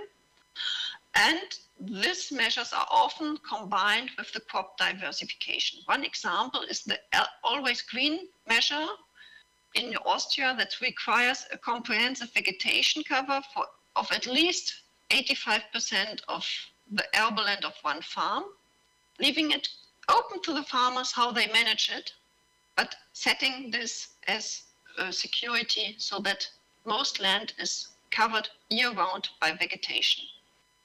And also a focus that some countries have taken, that they initiate vegetation cover in permanent crops. But also liming on arable land is an option to contribute to carbon sequestration and the health of the soil. Finally, I will also address the eco-schemes targeting biodiversity protection. Several countries have foreseen to maintain or to allow some extensive farming requirements that were initially up to now part of the agri-environment climate measures to be part of the eco-schemes. These are the traditional agri-environment measures with quite easy to apply obligations. So those farmers who have low intensity can comply with the requirements if the stocking rates of the animal are not too high, but if the grazing obligation during the year are also maintained. Here, some other examples that are more focused on non-grasslands. These are, for example, the maintenance of buffer strips on edges of agricultural land in Bulgaria, but also the increased biodiversity-friendly elements with wild and seeded vegetation in Italy. Poland, as we already heard, has the intention to maintain midfield trees, shelter belts, walls of trees or bushes, really to give more structure, more importance to structural elements in the agricultural landscape. And France has designed a hedgerow bonus so that farmers who have a lot of hedges can benefit from additional payments. Germany has designed one measure only targeting agricultural land in Natura 2000 areas, and several others have designed so-called enhanced eco schemes that require crop rotation going beyond the conditionality rule today.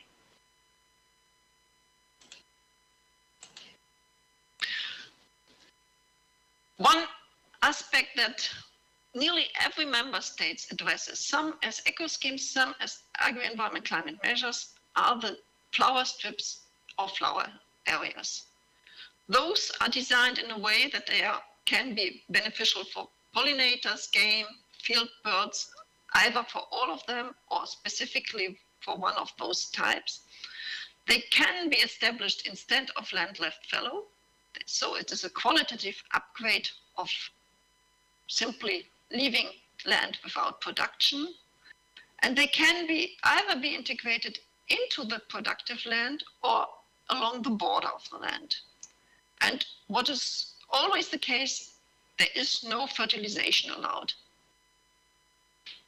And there are some particularities when it comes to the seeds to be used. In Poland, for example, as an eco scheme, there is the obligation to use melliferous plants from the list to make sure that the pollinators also can benefit from it.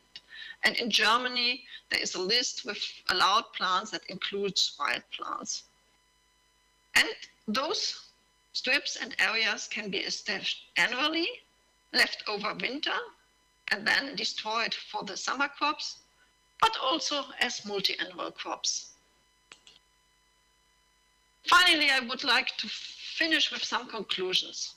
The Green Deal, and in particular the Farm to Fork, as well as the biodiversity strategy, have strongly influenced the choice and the design of the eco schemes. So even though we might perhaps tell that the level of ambition is not what is really wished, that this is not achieved, there is efforts from the member states to address the Green Deal targets becomes quite visible. And many eco schemes and measures are designed taking benefit from the experience with the greening measures and the agri-environment climate schemes. And the high diversity of the eco schemes has also benefits because it allows to better address the difference in the natural resource settings, but also to respond to the environmental preferences of the member state and to make use of the experience with the agri-environment climate measures. And having said this, those countries who had already before a large set of agri-environment climate measures on voluntary basis, for them, for sure, it is much easier to program and to know what obstacles for the uptake exist than those who have to start from scratch. The demarcation between eco schemes and agri-environment climate measures is not as clear as it was for the greening before. So we have to assess the eco schemes or to assess the green architecture of the CAP. We have always to look into all three elements. We have to look into conditionality, agri-environmental schemes, but also eco schemes. And we should not forget that the member states have to strike a delicate balance. They have to ensure no backsliding in order to be in line with the demand from the EU Commission, but they have to design the measures sufficiently attractive for the farmers so that they engage on a voluntary basis. And this is very, very important. This great uncertainty until now, in a period where the farmers start to make already the planning for the next year, should not be underestimated as a big obstacle for engaging next year.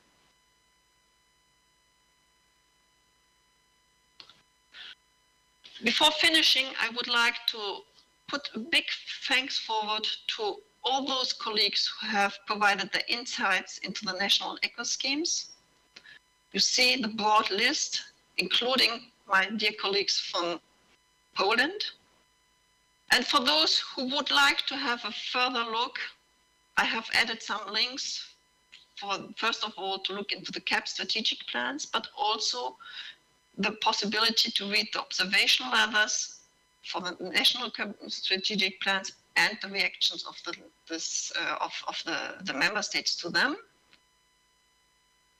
Recalling that not all member states, now all member states have submitted the national strategic plans, but not all have received their observation letters yet. And if you want to have a deeper look into what has been collated from all the colleagues, then you can have a look into the longer study. And with this picture, I would like to thank for your attention.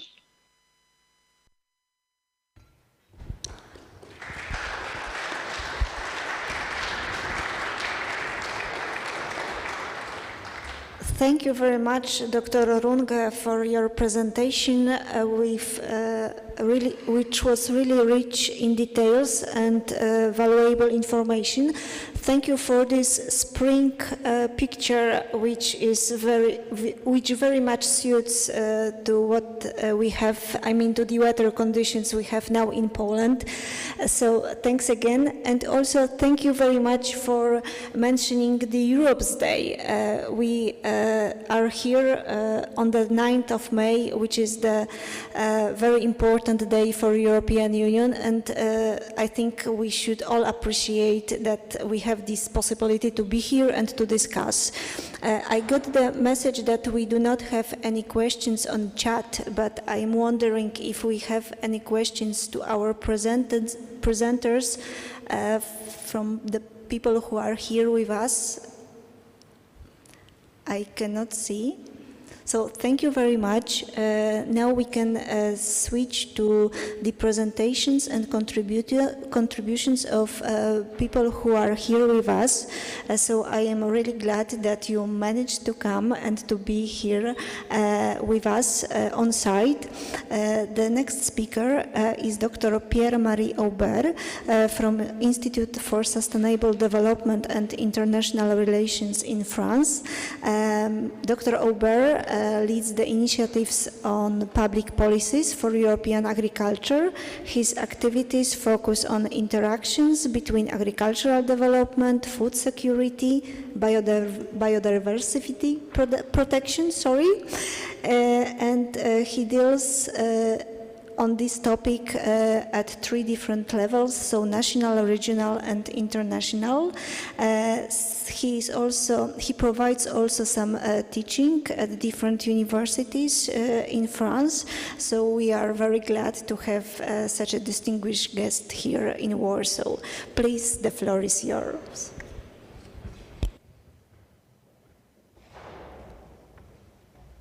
Good morning, everyone.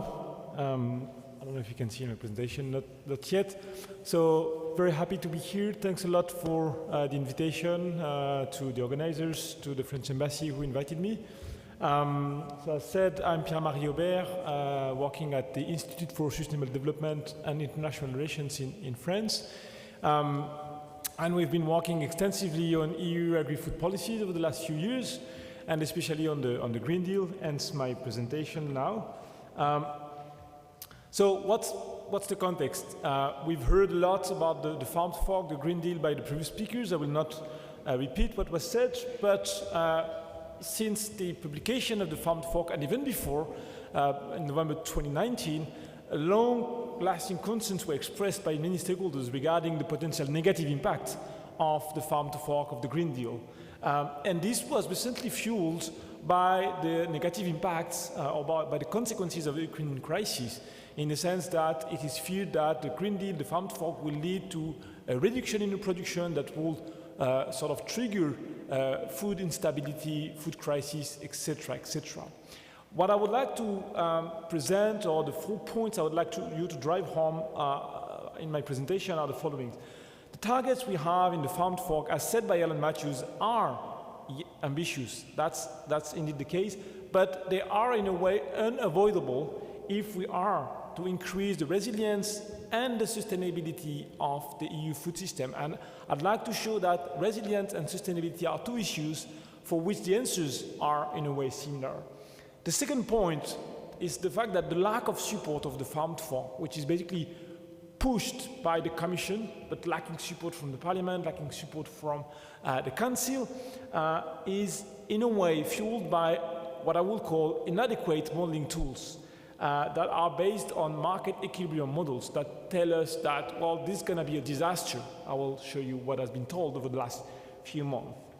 And I'd like to show you that alternative ways to analyze, to understand the functioning of the EU food system and its relationship to the rest of the world food system show that the targets are indeed realistic. So they are not only necessary and avoidable, but they are realistic and plausible. And they point towards a couple of key policy levers we need to work with, we need to work on, which are dietary changes, investing in industrial and innovation policies, and working on trade measures. I will not elaborate here, as Alan has already said a lot about that. So the Farm to Fork targets and what it means for resilience and sustainability issues. So I will not come back on the targets. It has been said, the Farm to Fork takes a systemic approach to the food system. It includes supply, demand side, and it includes, even though it's not totally developed yet, as Alan said, specific references to trade. Those targets are ambitious yet necessary, as I will show you, and they are coherent with the need to foster the resilience and the sustainability of our food system. I'll take two examples to illustrate what I mean here by the fact that those targets are needed. One example on nitrogen management and one example on feed use in the EU. On nitrogen, the targets of the Farm to Fork is to reduce the surplus by 50% and to reduce the total application of nitrogen by 20%. On feed, there is no specific target there, but there is a clear mention in the strategy, and there were other mentions that were removed at the very last moment on the need to reduce animal production for climate questions, and there is only now a mention to the need to reduce red and processed meat in the diet. But it means something for feed production and for the way in which we use vegetable production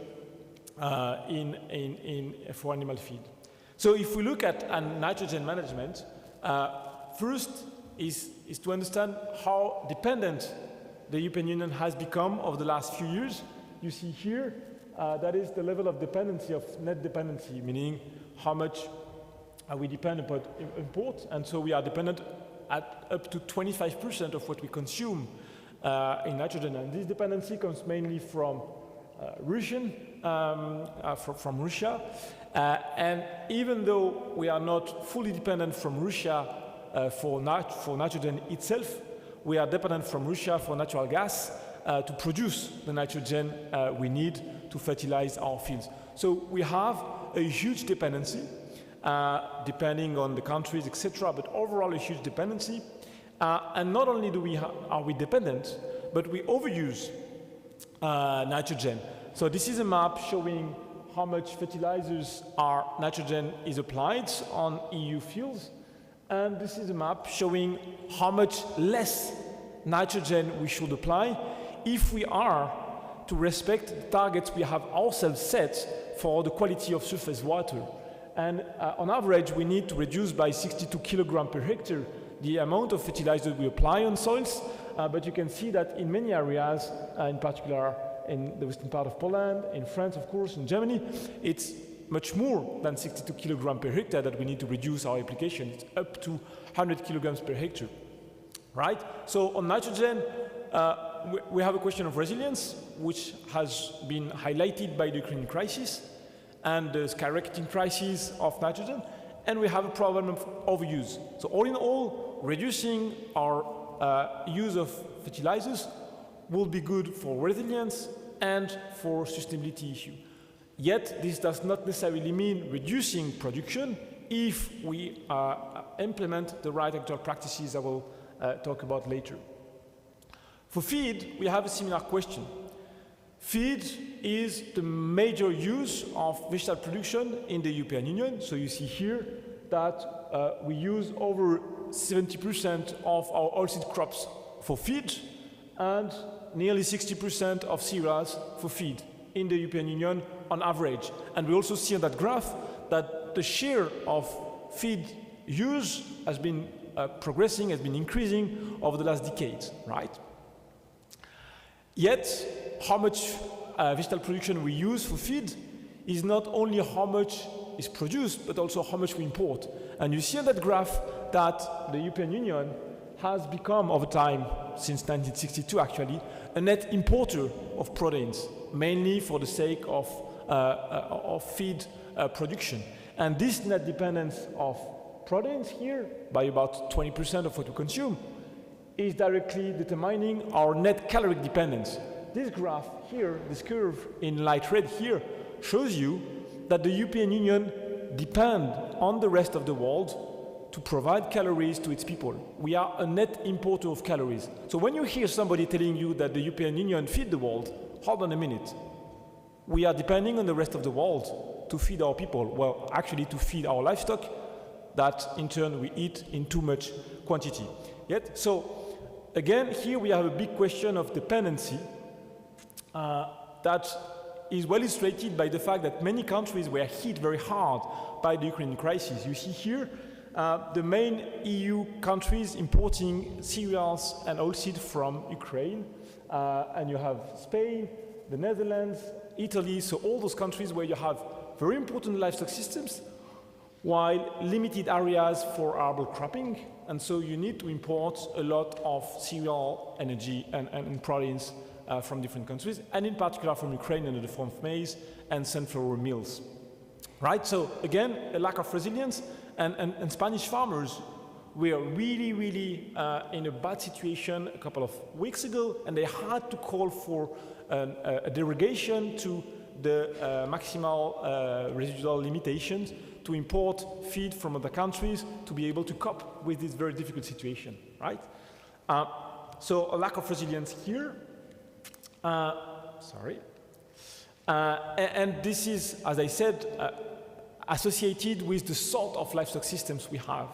So it's not only about the number of animals we rear, it's also about the way in which we rear our animals. These graphs show you how much of the feedstuff is produced at the farm level in different countries.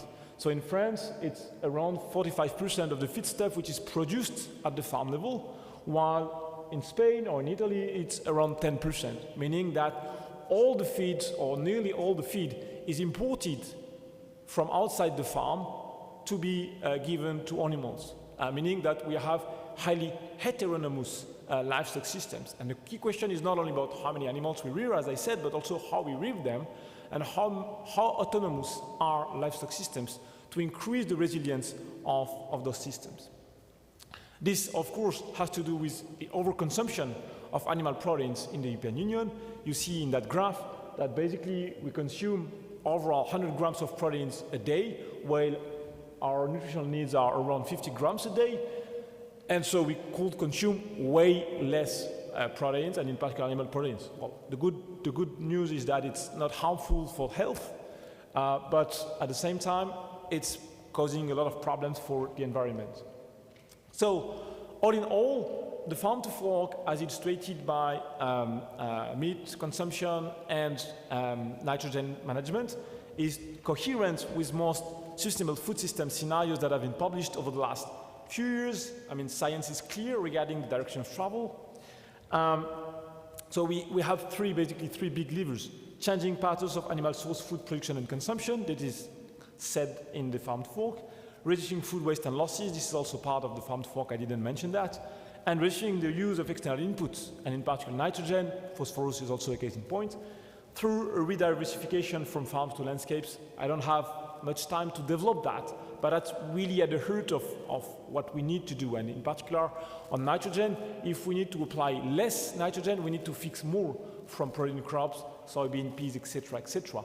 But if we want to produce more of those crops, there is something to do with trade. We can discuss that later.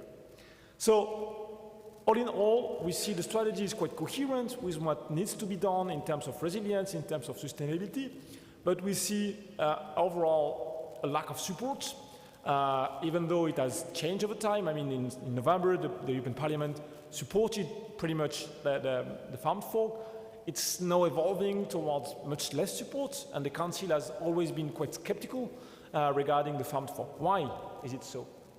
Well, basically, many economic evaluations were carried out, the first one being that of the USDA, so the US Department for Agriculture, already in November 2020, and basically they predicted a sort of huge disaster, huge catastrophe if the farm folk would be applied. And they point toward three big questions. One is, well, the reduction in the production as anticipated if we were to apply the farm folk, to implement the farm folk, would put food security at risk. It is also said that farmer incomes and jobs along food chains, in particular in animal source food value chains, will be at risk or would be destroyed.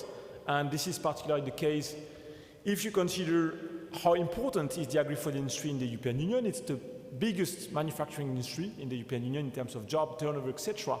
And how important is the livestock industry within that agri-food industry. It represents, as you see in that pie chart, a third of all jobs provided by the agri-food industry across the European Union. So the livestock industry is really important in terms of the number of jobs it provides, in terms of the value it creates. So it's a legitimate matter of concern, I would say. The last thing that is always said here in the USDA report, but in the GRC report as well, in many analyses that were done, is that it would increase the cost of food for poor consumers, and it's so a sort of anti-social approach to food production and food consumption. These risks, as presented in those reports, I've just shown here the USDA report, but you have other reports, were assessed using what we can call market equilibrium models. So it can be CGE or whatever. So the strength of those market-based market equilibrium models is that they are able to reproduce the functioning of the food system from an economic point of view, but they are unable to characterize what would be the change, what would be the implication of structural change of the food system, precisely because they are able to reproduce, to mimic how it functions today. But the food system has envisioned by the farmed folk is totally different from the one we have now.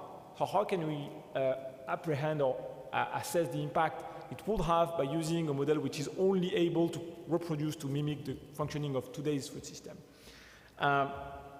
Against that, we have biomass balance models, which I will present in a minute. So in the farmed folk assessments that were carried out by the USDA, the GRC, Wageningen, etc., there were no to very limited change in the EU demand implemented in the evaluation, although it is at the heart of the whole farmed folk strategy. There were very limited to no innovation implemented in the way in which farmers would farm their farm. And on top of that, the business as usual scenario assumed that yields and overall production in the European Union could still increase significantly, irrespective of the environmental degradations that are already occurring. While basically what is happening over the last 20 years is that yields have been stagnating. So in the countries in red here are the countries where yields for wheat, barley, or maize have started to stagnate. And not only do they stagnate, but also are more and more irregular over the years, right?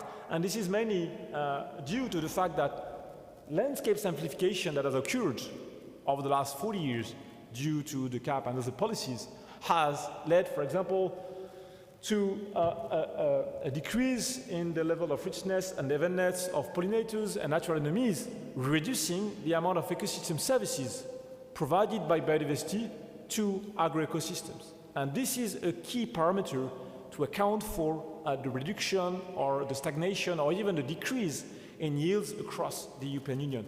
And if no measures are taken, this loss of ecosystem services is likely to continue, and ecosystem services that are provided will not be provided anymore, and so yields are probably going to decline again. Last point in those assessments is that they assume that the targets that the European Union has set for itself in terms of nitrogen, in terms of pesticides, in terms of antimicrobial, will be applied to the rest of the world. This is particularly the case of the USDA report. Yet, with the same impacts on yields. Yet the situation in those countries is totally different. While it's, as Alan Matthews said, while it is absolutely necessary for the European Union to set those targets for itself, with potentially impacts on yields on the short run, situations in other parts of the world are totally different. And you see here in green are those areas where the current yields are very close to the maximum potential yields. This is the case of Europe. And in orange or red are those areas where we are at the moment very far away from potential yields. In those areas, we are not using pesticides, we are not using nitrogen. We might use more of those, and we have margins of maneuver to increase the yields there. So the farm to fork is not saying we're going to ask those people to do exactly the same thing than in Europe, because there is no sense there. And I think the graphs that Alan Matthews showed earlier are very clear on that respect. So we need to take those results with a lot of caution. And I'd say the idea is to show that there are other ways to think about the transformation involved by the farm to fork, and to show that, yes, the targets are realistic, yes, they are plausible and we can get there, but of course there are a lot of political and policy challenges. Sorry. So on food availability, first point, first risk I mentioned. We've developed at IDRI a quite radical scenario, I would say, so going well beyond the farm to fork objectives, to characterize to what extent a very ambitious environmental scenario could be plausible at the European Union level. It's called the 10 years for agriculture scenario. It's a biotechnical modeling, so it relies on biomass balance models, as I mentioned earlier. It has been considered by the European Commission in the different modeling that have been proposed to assess the impact of the farm to fork, so it's quite something we are proud of. This is what we've developed. So the assumptions behind the scenario are as follows: fertility management and end cycle closing, so phase out of synthetic fertilizers, phase out of soybean imports, etc., phase out of pesticide. So it's quite radical. Not to say this is where we need to go, but rather to say, well, the rooms of maneuver, or in French I would say l'espace des possibles. How to say that? Well, the option space is much broader, much wider than what is actually thought in many cases. And with all those assumptions, including healthy and balanced diets, what we show is that the changes in diets, the changes in feeding strategies for livestock systems, the increase in the nitrogen use efficiency, in the efficiency in which we use nitrogen because we are reducing the total application of nitrogen, outweight the reduction in the production that are associated to reduction in nitrogen application, the reduction in pesticide application, and the set-aside of 10% of the landscape, which is a key result. You see that on the graph. The current situation is the one in gray here, where we import average 10% of the calories we consume, right? The TIFA scenario is here in pink or in blue, whatever the rest of the world does. We will become a net exporter of calories, while we are today a net importer. Of course, if we apply no changes in diet, then we become a much more bigger caloric importer, right? So this systemic approach, which is at the, which is the backbone of the farm to fork, is really key, and we show that it's totally realistic regarding the first risk identified, which is, well, we're going to put at risk world food security. Well, not really, if we are serious about the systemic approach. On jobs and farmer incomes, we published last year a report on the idea of the concept and how it could be implemented of a just transition of food systems, focusing on France because of data, etc., and the complexity of the modeling. But the idea is that we took seriously the roadmap of the French government on the agricultural sector, which envisions a reduction in dairy production, in pig production, a strong increase in organic farming, etc., a strong reduction in nitrogen use, etc. And we applied this to the dairy sector. And the question was, to what extent could we have a 10% reduction in dairy production by 2030, while at the same time maintaining the number of jobs, or at least sort of buffering the negative impacts on the economy. So this is the reference scenario, and so we assessed the impact of such a scenario in the dairy sector on 5 dimensions: level of production, climate mitigation potential, biodiversity, jobs on farm, and jobs in the industry. So this is the baseline, I would say, one everywhere. And what you see is that the just transition scenario we developed reduces a little bit the production, but of course reduce emission, increase ecosystem services through the development of permanent grasslands, maintain the number of jobs on farm, and can even slightly increase the number of jobs at the industry level, because you change the way in which the production is transformed in factories and the way in which the milk is produced at the farm level, right? So we have margins of maneuver. Of course, as said by Alan Matthews earlier, the unit cost of the product will increase. If you reduce the production but you maintain the number of jobs, then the unit cost of 1 liter of milk will increase, with which consequences on consumers and in particular on poor households. This is what we try to assess with our colleagues at the Institute for Climate Economics. We assessed all the scenarios here. So on the cost of food, how did we do? The point here, again, is to be systemic. It's not only about saying, well, the unit cost of this or that will increase. We have to take into consideration the overall changes in the food basket. So there are at least 3 dimensions to consider. One is the level of food waste and losses. To what extent are we going to help households to reduce food waste and losses? So on the left-hand side, no reduction. On the right-hand side, we divide by 2. The second point is, to what extent can we reduce the amount of animal source food intake in the food basket? So we developed 2 food baskets. One is what we could call flexitarian basket, and the other one which is a vegetarian basket.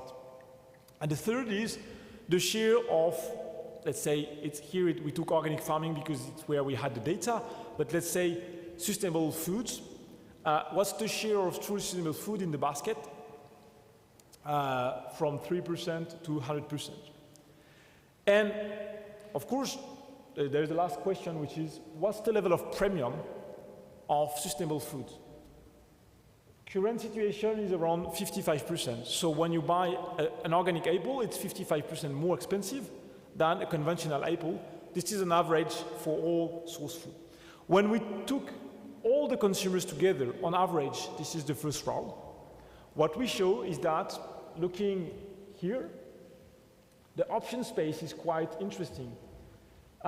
What you can see is that even if you assume 100% organic product in the basket, the average consumer can afford it if the premium do not exceed 20% between conventional and organic farming. Of course, if you have a vegetarian basket with no animal source food, well, with no meat, the option space is even wider than a flexitarian basket. But this is an average approach. So what is needed is to understand what's the consequences for the poorest households, which is what we did. So less than 900 euros per person and per month is the last decile in France. And we see that, of course, the option space is like smaller, but it still exists. For a flexitarian basket, you still have some potential. For example, if you have like half of the basket with being organic, then you still have quite some possibilities. So all in all, we show that the combined effect of reducing food waste and losses, reducing animal source food in the basket, and reducing the premium of organic food, which at the moment is mainly the result of, I would say, over margin of retailers. The option space is quite wide, and there is a potential to offset the impact of the potential effect of changes in the production side. So what are the implications of what I've just presented? What are the policy levers we need to play with or to work with if we want to transition to unfold? This is a way to represent the functioning of the food system. I'll not belong here, but you have vegetable production here, animal production, and you see that, okay, human consumption, non-food uses, and the dotted lines represent the boundaries of Europe. Well, from what I've just said, one of the key aspects we need to focus on is clearly to work on the demand. Something which at the moment is totally politically very difficult to discuss in many contexts, in particular in France, where I live. You cannot discuss that politically. While it's something we need to address, given how much we overconsume animal source food. There is a lot to be done. Front of pack labeling, public procurement, social marketing, there is a lot to be done, and there are a lot of options on the table, and many of them work. On supply side measures, we need to start with the livestock sector. We know that there are what we can call low opportunity cost biomass livestock systems. So livestock systems relying on non-competing food feedstock. So feedstock that are not directly in competition with human food. Those livestock systems need to be prioritized over all of this because they are the ones that are the most resilient and the most sustainable vis-a-vis the EU food system. And this will help to reduce the share of vegetable production that goes for animal feed and vegetable production and animal production. Without acting upon the livestock sector, there is little chance we can do anything on the vegetable sector. The demand for feed is so high that as soon as you start to reduce, for example, nitrogen application, you're going to have a shortage in feed, which is exactly what happened to Spanish farmers over the last few weeks and months because of the Ukraine crisis. Of course, all this could only happen if you have the right industrial and innovation policies. No farmer will start developing protein crops and develop livestock systems based on non-food competing feedstuff if they don't have the right tools, if they don't have the right incentives, and if they don't have the right technologies to do so. In particular, if I take the case of protein crops, at the moment, the European Union has not invested at all in breeding strategies and in the right varieties. So yields of protein crops are very low. There is no storage capacity. There is no processing capacity for European soybean, for European peas, etc. We need that if we want to unlock the food system. And of course, there is a lot to be done, but I think Alan Matthews said much more than I can say on trade policies to promote and protect EU sustainable competitiveness. With that, I've finished, and I thank you for your attention.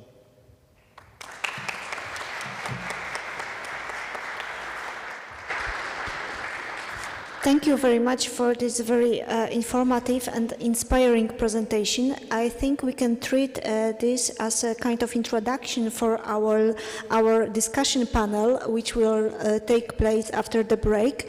So now I would like to invite Mr. Andre Hohendick to provide his speech. Mr. Hohendick, he's Director General for BO Akkenbof, which is Association of Plant Production Producers. He's important stakeholder of the Dutch arable farming industry, responsible for programs in the field of research, innovation, market transparency, and certification.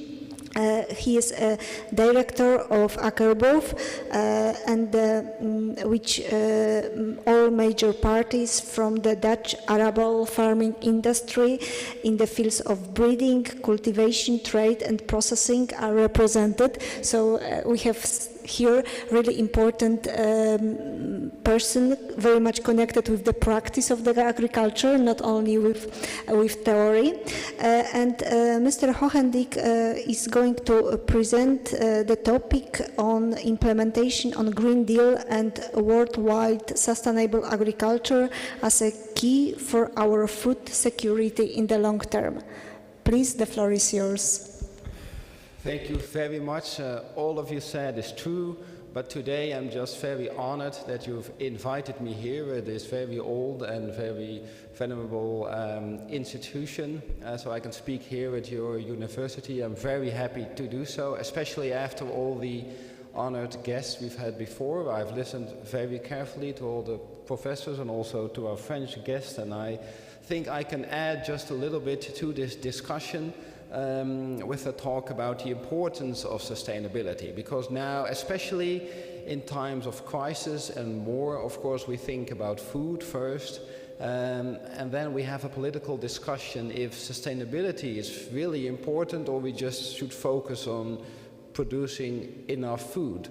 Well, the point I'm trying to make today is that yes, sustainability is not just important, but it has a real priority to guarantee food security in the short term, but especially also in the long term in the European Union. Now I'll introduce myself just for a little bit more, and then I'll go into this topic, and I'll focus also on my own country, on the Netherlands as an example, what's happening there, and I'll try to make the connection to you. And all within 20 minutes, I hope. So the organization I work for, the official translation would be the Dutch Interbranch Organization for Arable Crops. We're a relatively young organization, only about 7 years old, and we started to combine basically all the organizations that are active in the Netherlands in arable farming. So these are entrepreneurs, farmers' unions, farmers' cooperatives, that are active with sugar beets, cereals, potatoes, those kind of products.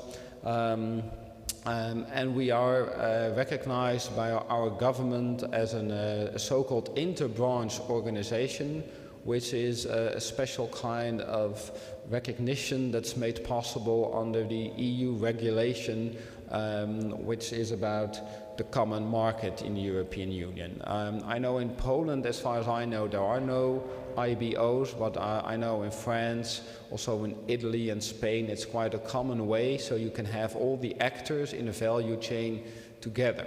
So we have the breeders that make the new crops, we have the growers, so the actual farmers, we have the traders and the processors of the food in one organization.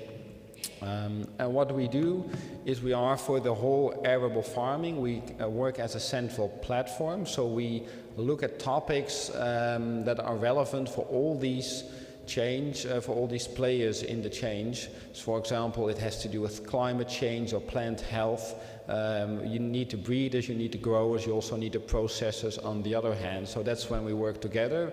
And also a second goal of our organization is to be a knowledge center for the Dutch arable farmers. There are about 10,000 arable farmers in the Netherlands, and we organize a research program for them. We collect money from the farmers, so they pay a certain amount of money per hectare that they're growing the crops, and then they can ask us what they want to have research for their money. And we asked universities in Holland, but also outside of the Netherlands, to come up with research programs that have to do with plant health, soil, biodiversity, all those kind of issues, and we turn that into research projects, and we have over 70 research projects now running. It's a large portfolio, and then the research is done, and we try to get the information that the research has come up with, we try to get it back to the farmers so they can use it on their farms, so they can get better at their job. So that's what we do on a daily basis. Now it's always good when I talk about the Netherlands to look at the map, and you might not recognize this map because I put it on its side.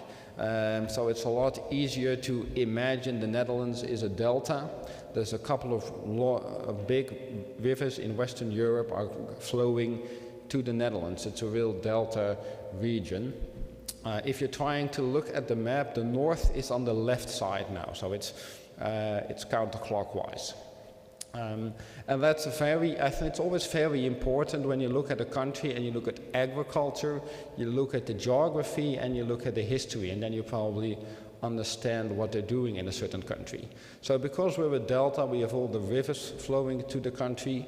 It means we have very fertile soil. It's easy to grow crops in the Netherlands. There's also, of course, a large risk of flooding, which we experience every couple of years, and we build dikes and try all kinds of things to keep the water out for a while. A special Dutch thing is to reclaim land from the sea. So we, over the last 500 years, very large areas we have reclaimed from the sea and made into land again. And also what you have to know, in deltas across the world, people really like to live there. People like to live where the river meets the sea, which means a lot of people live in the Netherlands. It's densely populated. It's about 4 times as densely populated as Poland, so lots of people there. It also means that land is very expensive.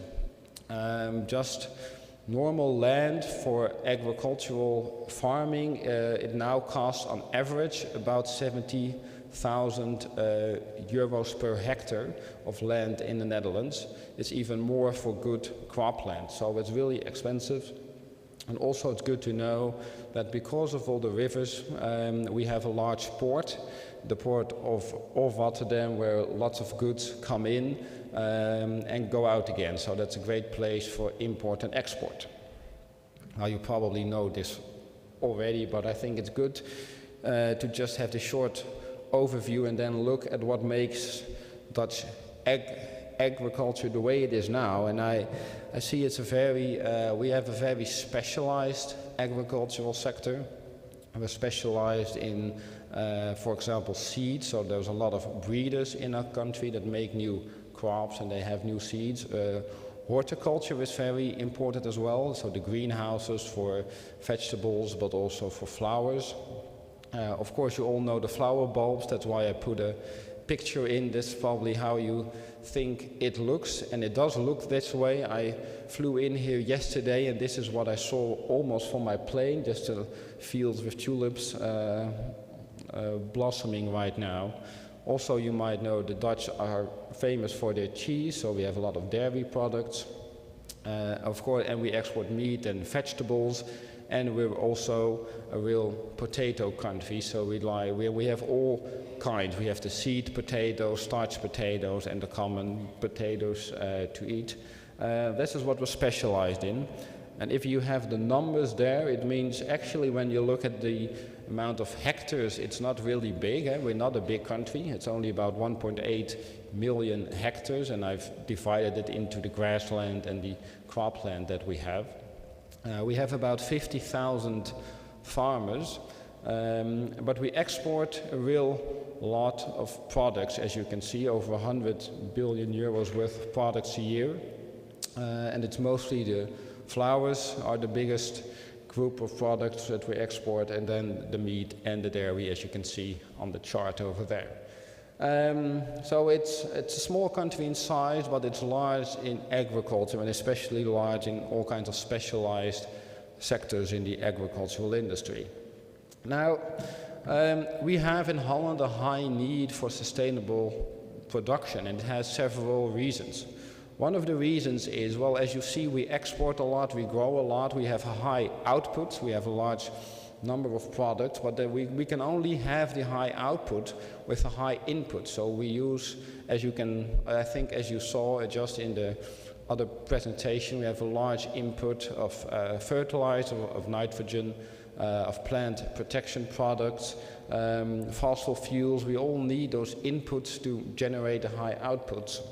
Also, with the high population, basically we're farming in the backyards of our citizens. So there are always people living close by, and they wonder what the farmers are doing, and they exert pressure on farmers to work in a more environmentally friendly way, for example, by using less plant protection products.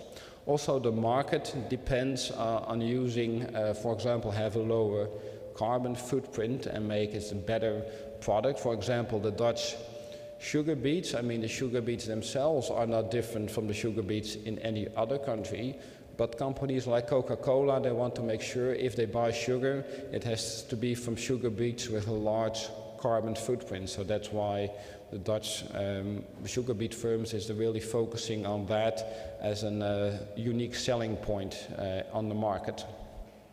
And also, and I think this point wasn't taken too seriously until February of this year, but now I think everybody is very serious about the availability of resources. Of course, there are quite a few important resources that we import from outside the European Union. I think phosphorus is a very important one that we get from the mines, for example, from Morocco. And we can only get it there. We can't make it in Holland. We can't make it ourselves. We really need to get it from other countries. Also, the natural gas, of course, which we get from Russia, but also other countries. And fresh water, I think that's a very important one too.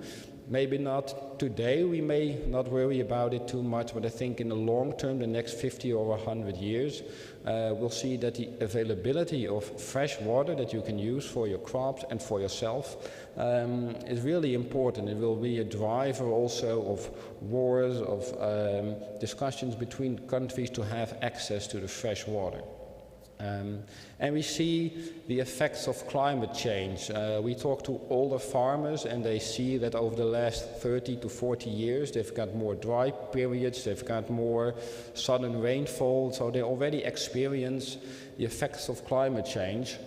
And that also means we have the obligation not only to mitigate those effects, so to have better crops that can stand, for example, longer periods of drought, but also to do something against the changing of the climate, which means using less fossil fuels, but also have less land use. And then, of course, there's a whole political discussion about food and food security, and you want maybe as a European Union, you want to have food sovereignty, or you want to have less imports from certain countries. For example, the discussion about importing soybeans from South America, those kinds of talks are there as well.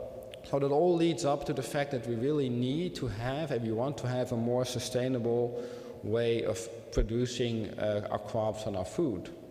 And I think for the security, for the food security in the short term and the long term also depends on the sustainable production. And I've taken the old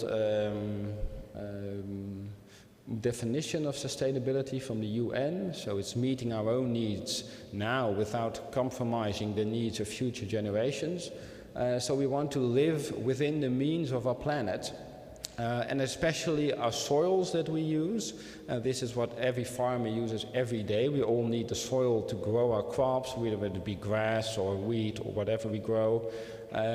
We want to use them now, but we also want to use them in 30 years or in 300 years for the generations to come. So we have an obligation, and every farmer works on keeping the soil healthy and on having the fertile soils. And we really have to think about essential inputs, so the things that we really need to grow our own food. We have to look at how can we get those in times of war or crisis.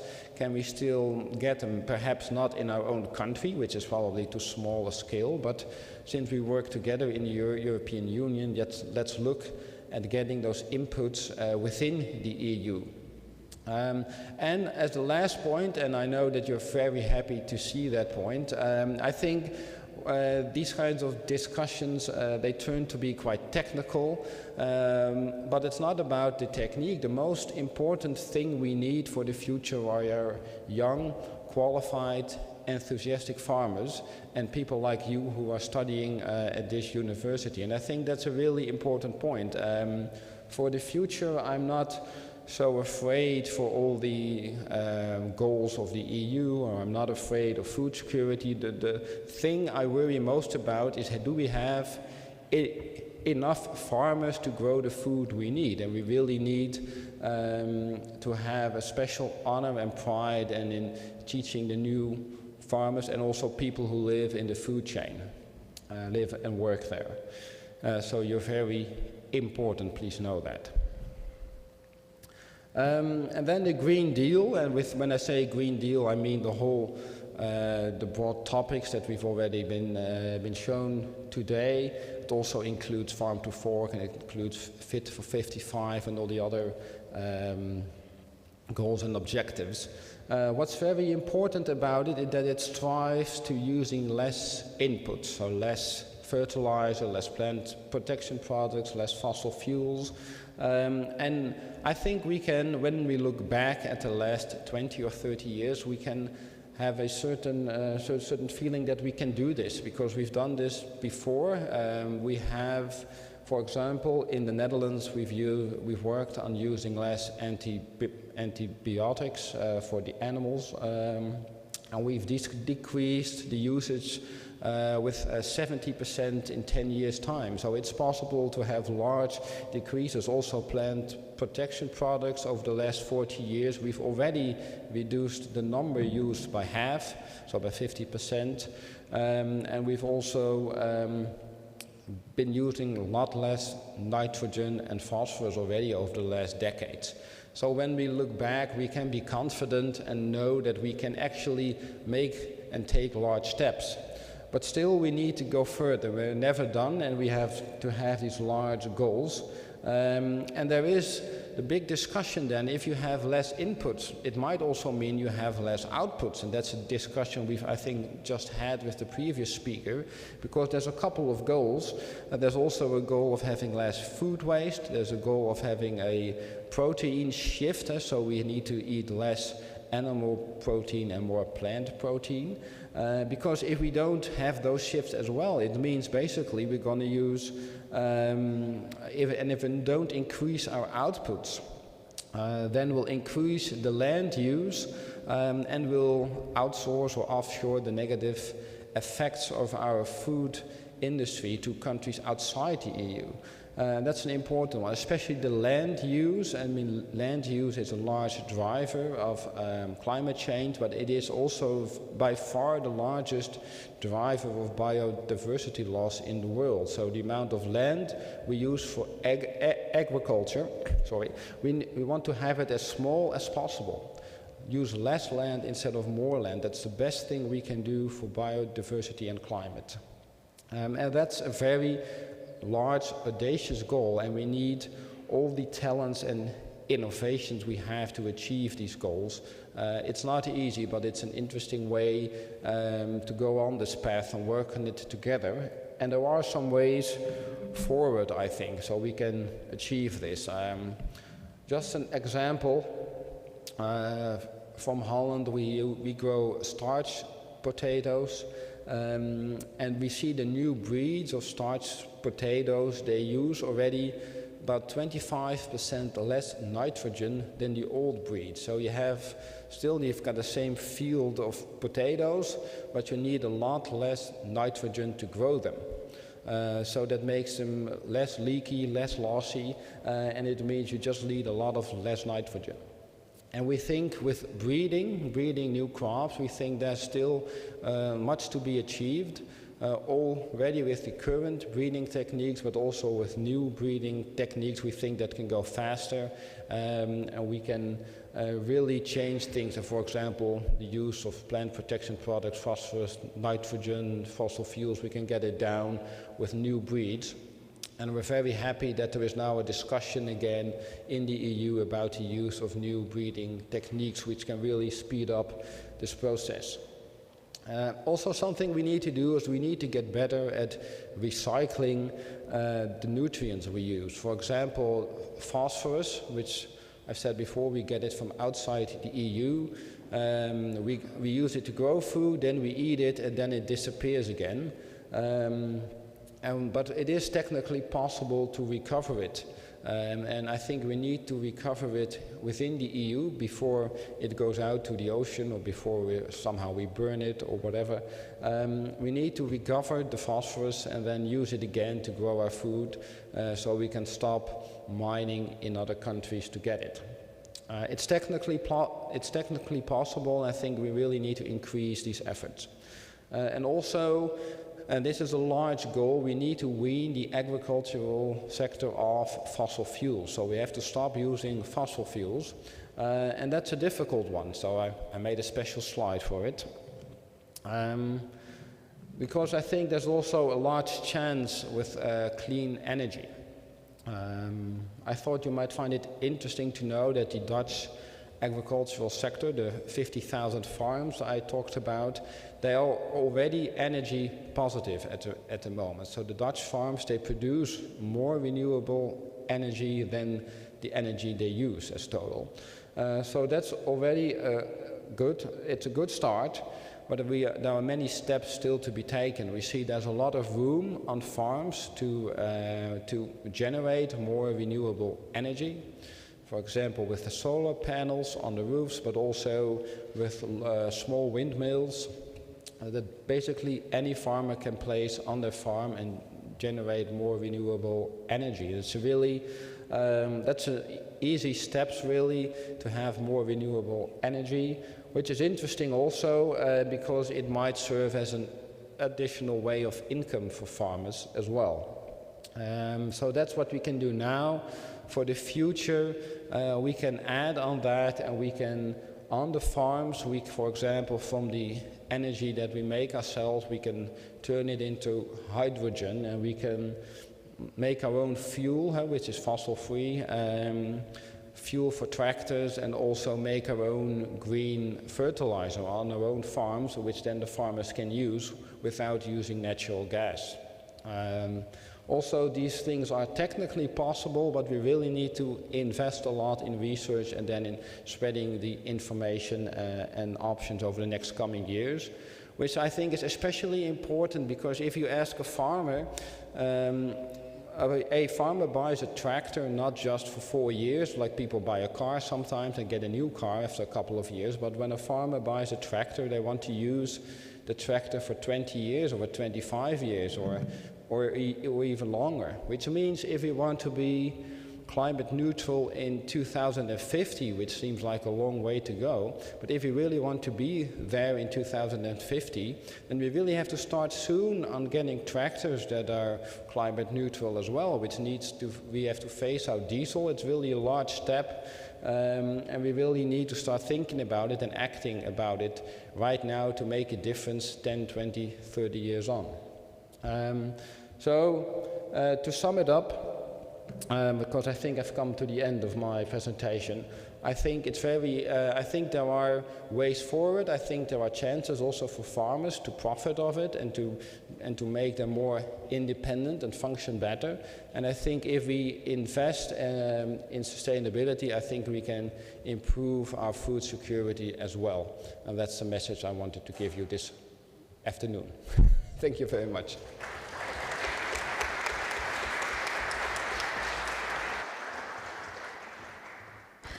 Thank you very much for this inspiring presentation. I'm wondering if we have any questions, any maybe comments, not from our online participants. So maybe this is the time also to mention that we have 40 persons participating online. Of course, our speakers, but also those who listen to us. Yeah, we have still some time. Yeah, we have a question. Yeah, please. Gentlemen, I would like to thank you both for very insightful presentations. What I captured was that you both presented a kind of systemic approach, how the agriculture under the general development goals, but also the Green Deal are supposed to develop. Within the system approach, we can distinguish the elements that helps and the elements that are somehow bottlenecks. And I would like to ask Pierre-Marie, if you could please mention one constraint for the whole food system under Green Deal, what it could be. And the question to André will be about one strength that will make the system working better, okay? What will be the element that once pushing more, the system as in general will speed up more? Could you please answer to these two questions? Yeah, thank you very much. I think that I didn't sort of look back to the figures I had, but in the last Eurobarometer that was published in 2018 something, looking in details at European aspirations for food consumption, over 55% on average of European citizens interviewed said, I'd be really happy to eat less and better animal source food. Yet, we have no single political measure going in that direction. We have attempts to do so in the like environmental front of pack labeling. We have attempts to do so on public procurement, but at the moment, it's something which is very difficult to address. It's not something that is in the hands of the Commission. It's at the member state level that it has to be dealt with. And we have strong pushbacks, political pushbacks in many member states we've been looking at over the last few months and years. So for me, it's a critical bottleneck. We have an aspiration from the part of citizens and consumers, and we have no answers from the part of policymakers. And we need to sort of fill that gap.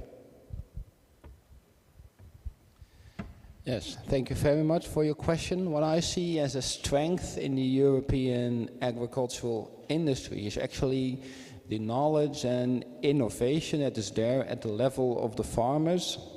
What I have found over the last 10, 15 years I'm working in this industry is that we as policymakers or professors, we can see problems, and then you talk to farmers, and my experience is there's always a farmer who has a solution to your problem. It just takes some time to find the right farmer who actually has the solution. But I think there's a large diversity in farmers, even within the countries, but especially across the European Union.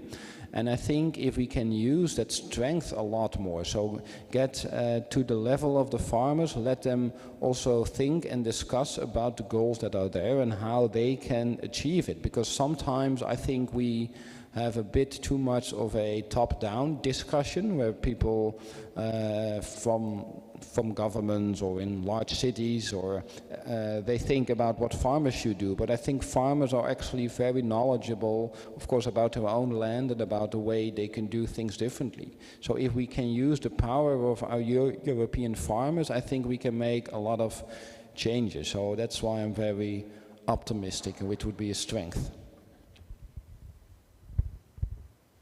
Thank you very much. Thank you both for the answers. I am wondering if there is anyone on the other side of the table who would like to contribute now, to ask something, maybe to comment. This can be kind of introduction to our discussion panel after the lunch. Maybe everyone is very hungry. I'm wondering about the menu today. We spoke a lot about our eating habit. I mean, generally, animal and plant proteins. So it can be a kind of exam. No, nothing. Okay, so maybe at this moment I will not keep it longer. I would like to thank very much for those who contributed online. So our distinguished speakers, so Professor Alan Matthew, Dr. Jerzy Plewa, and Dr. Tania Runge, who contributed online. And I am pretty sure that their message was really important and valuable for this conference. And for participants who are here with us, so Dr. Ober and Mr. Hogending, I am sure that we will continue in very lively discussion after the lunch with new strands full of proteins. Thank you very much and have a good meal. Thanks.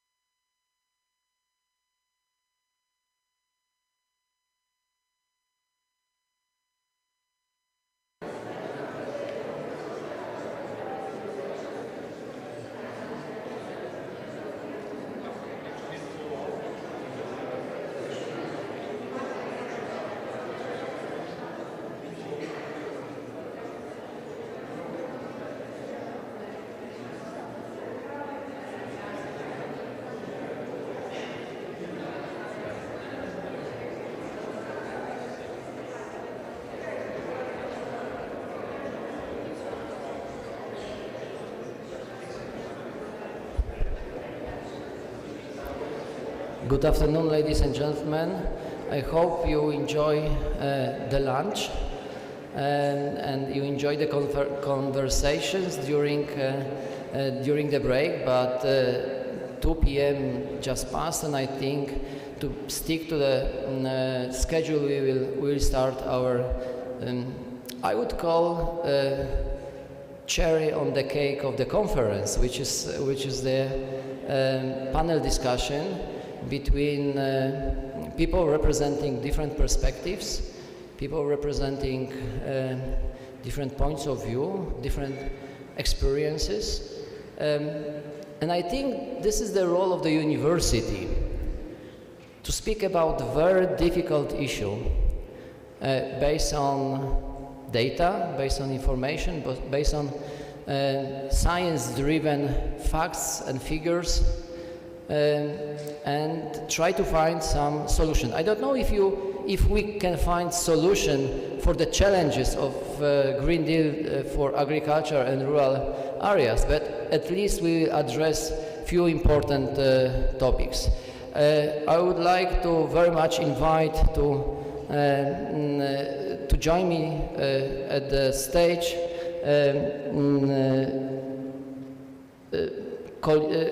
Caroline Spaas from the Netherlands. Then we have Mr. Grzegorz Brodziak, if Mr. Brodziak is with us, yes. Marie-Christine Legal, and then Pierre-Marie and André, whom we know, and Friedman from Germany. Please take your seats.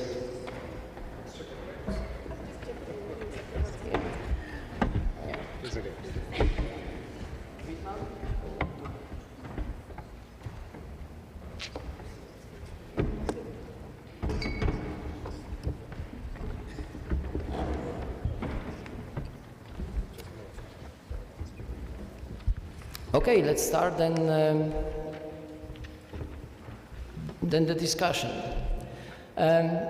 We are going to speak about different topics connected to Green Deal, connected to what the Green Deal is and how the Green Deal will impact what is the situation of the agriculture sector in our countries and beyond. Reaching up the global perspective. When the Green Deal was announced by the President of the European Commission, Frans Timmermans, he said that the plan is very much ambitious, and Europe wants to do this not because it's easy, but because it's hard. Europe likes challenges, like we at this university like challenges too. And he said also that the policies that are designed under the umbrella of the Green Deal are difficult but reachable, that we can, that Europe can reach all the thresholds that were set up. And my introducing question to the panelists is, do you still, or do you think that those thresholds, that still the Green Deal is reachable, that we can achieve what is planned? Caroline, what is your point of view? Thank you very much for this difficult question, and that I can kick off with this. Indeed, to first summarize, maybe, I think the Green Deal is feasible, but not only it is feasible, but we need to make sure it will be feasible. Because as was said also by some previous speakers, also by André Hogendijk from the Netherlands, is that we need to go forward to a more sustainable production. That is one side of the coin. It is necessary because we can see that there is climate change. It is also affecting our agricultural sector. And if we don't produce in a more sustainable way, we cannot have any agricultural production anymore in the long term. And on the other side, we also need to have a look at the consumption. Because it's not only about the production, but also in the way that we as consumers, all of us, are eating our food. So we need to have less food waste, for example, and also shift to a different diet. So more a plant-based diet, also to reduce the stress, I would say, on the earth we put. So it is feasible, but we also need to make sure it will be feasible. Okay, thank you very much. I will ask Mr. Grzegorz to ask from your perspective as a leader and director of the company that for many years already is introducing the principles that are set by Green Deal, especially in farm to fork policy. Could we make it in the time frame as it was said by the Commission in the documents? Well, you're right. We started something like 28 years ago, an operation in northwestern Pomerania in Poland. Started with the idea of what we today call Green Deal or sustainable agriculture, but not calling it at that time. Just using simple rationale, just using the thought and idea about saving resources when producing food and escaping from too much logistics, transport and so on. So produce food where the resources are, produce food where the labor force is available, and produce food where there is a market for it, instead of transporting on long distances. So the idea of saving the resources and organizing the whole setup in a sustainable, we would say today, way was our beginning. And today, although we are quite a large operation, representing 13,000 hectares of land grown and 24,000 sows with full production of pigs, slaughterhouse and processing, and 8 biogas plants with renewable energy covering 100% of our electricity consumption and 70% of our heat consumption. We kind of represent a full value chain which very well complies with the from farm to fork idea. So in a way, you might say it should be possible to establish such a setup of the agriculture, but the condition should be please prepare or allocate the right time for that. Allocate the right time, prepare the right frames for the financing, for initiatives, for incentives, and allow a transition to that in a way that we do not pour out the baby in the bath, especially in the face of the challenges we have today. Okay, thank you very much. Friedman, farm to fork perspective from Berlin and from German, and especially from the German farmers, how it looks like as the policy that could be implemented is feasible. Is that feasible? How do you think?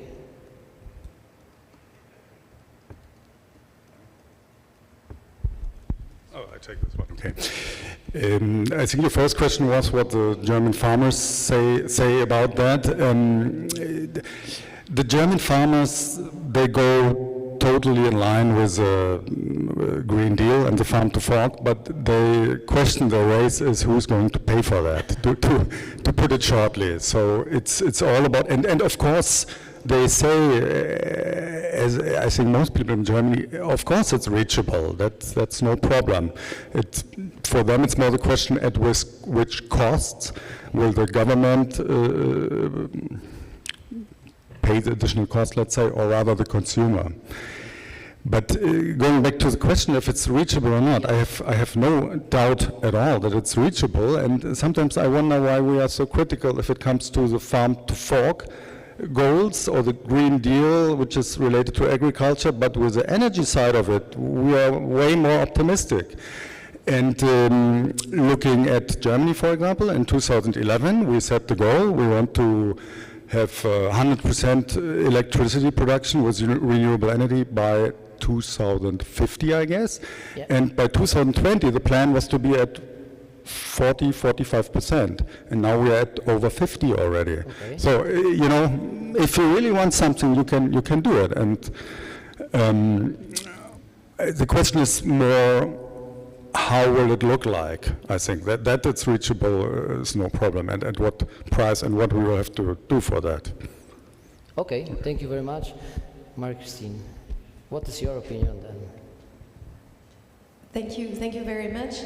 Well, I will agree with all that was said before, that I think and France think that those objectives are reachable.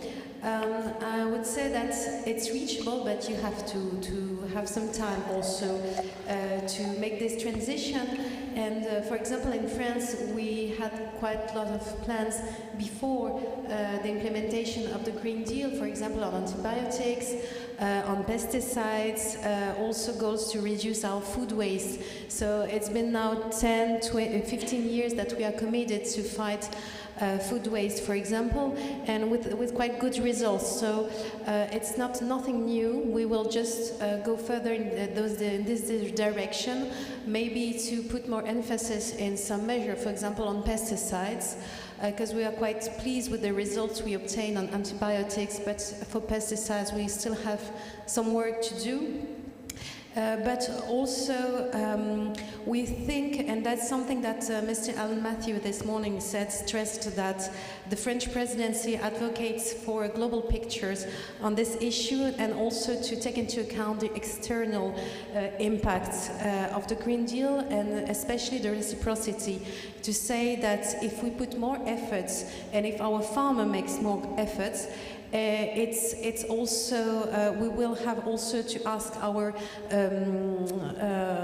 the third country that are exporting to the European Union to also commit to the same standards. So it's also a way, as he was saying, ensuring level playing fields. It's something that is very interesting, and that was really one of the priority of the French presidency. Okay, thank you very much. Pierre-Marie? Yeah, thank you. I will elaborate further on the external dimension of the Green Deal and on the farm to fork. I think it's important to consider the fact that even though we have this idea of trying to raise international standards,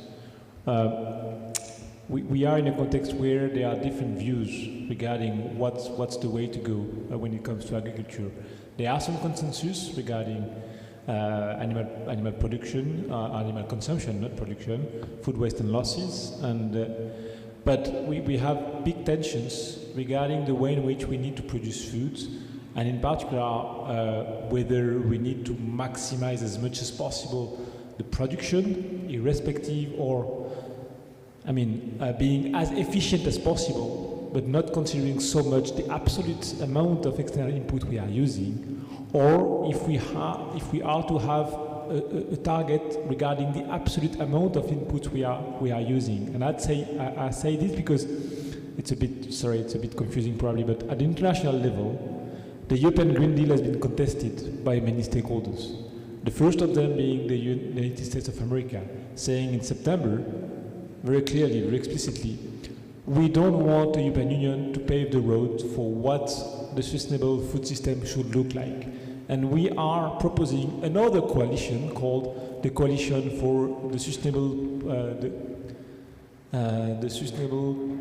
Growth of Productivity, something like that, where the idea is to say what we need is to intensify the production and not say we need to reduce the amount of input, etc. So just to say that the international dimension of the Green Deal is very important, because we are not in a pacified discussion. There are opposite views regarding what needs to be done, how we need to produce, and whether or not there are rooms of maneuver to produce more intensively or not. And the option taken by the Commission is one very ambitious, saying, well, in absolute terms, we need to reduce our reliance on external input. This is not something which is agreed upon at the international level. And it's clear also in the negotiations that are going on in the COP15 on biodiversity, where the chair, Basile Van Havre, has proposed to have a global target on minus 50% reduction in the use of pesticides at the global level. A target which is very controversial, and many stakeholders and many states are trying to oppose it, not to make it abiding at the international level. So just to say that it's not only about convincing farmers, convincing stakeholders in the European Union, which is already a big challenge, and having the right policies in place and the right innovations, etc. But it's also an international challenge, how to create the conditions for a sort of pacified discussion between the US, Australia, New Zealand, and those big actual players that are not really at ease with the direction of the Green Deal in agricultural, in its agricultural dimension. And to end up on that, just recall that in 2009, we had the International Assessment for Agricultural Science, Technology and Development, which was an attempt to bridge that gap between different visions of what should the food system look like if it is to be sustainable. The beginning of the report, which was written under the auspice of the United Nations, was business as usual is no longer an option. That was the very beginning of the report. Ultimately, the report was not endorsed by the United States of America, Australia, Canada, New Zealand, because it was thought by those countries that it was too much putting the emphasis on systemic changes, on agronomic challenges rather than on technological innovations, etc., etc. So you see that the divide or the tensions we are in now are not new, and the challenge for the European Union is really to tackle at the same time the internal and the external dimension of the Green Deal if we are to be successful. Andre, what is your point? Wow, that was the second presentation from you, I think. Well, what I wanted to say is that, to go back to the beginning, is that, yes, I think the goals of the Green Deal, they're ambitious, but they can be achieved by the farmers in the European Union. I don't worry too much about that. I think it's possible. It takes a lot of effort, but we can do it. But I don't want to say exactly the same things as the other smart people here before me, so I want to make a different point as well, is that I think the goals, of course we call it a farm to fork policy, and I see a lot of proposals about the farms and the farmers and how they should change things, and I don't see that many proposals yet about the side of the fork. So what are the consumers, what are they going to change in the coming years, and what kind of proposals will there be for the consumers? For example, if we talk about reducing food waste, well, that's something that we, as everybody, has a part to play. Also the part of the change in diets from more animal-based proteins to plant proteins. That means quite a thing for people who buy food every day and eat every day. And I would like to see some more concrete proposals from the EU as well about how they're going to impact the fork part and not just the farm part. And I think that would also help the discussion with farmers, where they feel, okay, these goals are ambitious and I think we can do it with the right incentives and support, but we would like it to be fair and to also have the question who's going to pay for it, to make sure that there is a consumer who actually wants different products or more environmentally products. So I think that would also be an interesting point to think about. Okay, thank you very much. Maybe the audience here and online would like to also address some issues related to feasibility of Green Deal, especially farm to fork approach. Do you think is it feasible? Any of you, if there is a no? Okay, and we are going to discuss with our panelists, and I will start with Andre. During the statements of the panelists, it was already 9 times that the word incentives was used. I have a question: who is going to make farm to fork happen, and who is going to pay for that? How do you think so? Yeah. Yeah, I think that's an important one. I think On the one hand, of course, it's the farmers who are going to change their practices, but in the end, eventually the food will be more expensive, which is something I think we need to discuss and look at how you're going to work around that. I think that's also the point now with the war going on and food inflation is going up, which means food is getting more expensive, which in a way, when you have enough money, that's easy to talk about. You say, okay, well, food is okay if it's expensive because it's good food and it's environmentally friendly. But we also have to think about people who have difficult times already paying for the current food prices, and how are they going to pay for that, and how is that going to work? So that also means instead of looking at it from a point of view of agricultural policy, we need to make a transition to food policy. So it's not about the farmers, it's about the food. And everybody should have access and a right to healthy and sustainable food. And we have to make policies with food in mind instead of with farms in mind. And I think that would be a big change. I can give the solutions too, but I'll wait for the other panelists first before we go into that. Okay. Maybe I can add something. I don't think I can answer properly who will make it happen, but what I can point at, that we have to keep in mind that if the government sets a goal, we also have to think about the marketing and everything that goes ahead. For example, Germany set itself the goal to have a 30% ecological production in 2030. That is in 8 years. Yeah. So if you just set this goal, nothing will happen. But they are aware that they have to run campaigns, information, and it will not come by itself. So definitely what we have to do is to promote all these things, reduce consumption of meat, and this is probably not very popular, but if you want it, it has to be done. Yeah, that's for the moment. Yeah. Marie-Christine, what is the approach of the French government in the sense of stimulating those who will implement, but also those who will be addressee of the policy? As we said, the food security is not at stake in the European Union, but the affordability is indeed a question. And as Pierre-Marie stressed out, there is a need to change model and to think about the future model, what we will eat tomorrow and how we will eat.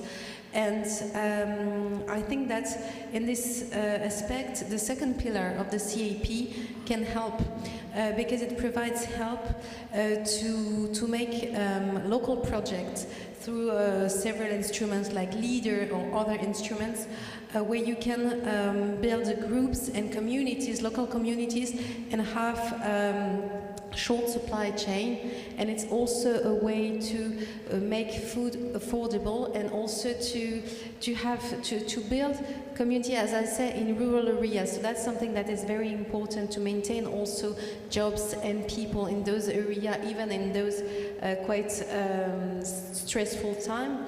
And also to mention that I come back to the issue of food waste, because yes, affordability is an issue, but if you waste less food, then it's also a way to make it more affordable. So and it goes through promotion campaign, as Friedman mentioned that, and it's also something that is permitted by the second pillar. So really, the CAP has all the instruments we need to tackle those issues.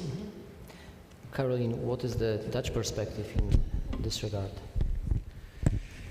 But maybe to put it in a little broader perspective as well, because as Marie-Christine also said, food security in the EU is not at stake. However, we do have a worry, of course, now because of the war in Ukraine, that there is reasonable concern for access for food for people in other countries, in Northern Africa, for example, in Asia. And I think we also need to look, that's also the viewpoint of the Dutch government, also to try to see how you can develop, for example, the agricultural sectors in those countries. Because, for example, Egypt used to be a very big agricultural producer as well, and currently is not. So it's also about exporting the knowledge that we have and exporting some of the innovations we have to those countries and try to develop it there further. Because in the EU we also don't need to provide for all the food of all the people in the world. So that is also another part of the discussion I would like to add. Okay, thank you very much. We will come back to this, but I would like to still keep the track on who is going to do and who is going to pay at the end for farm to fork.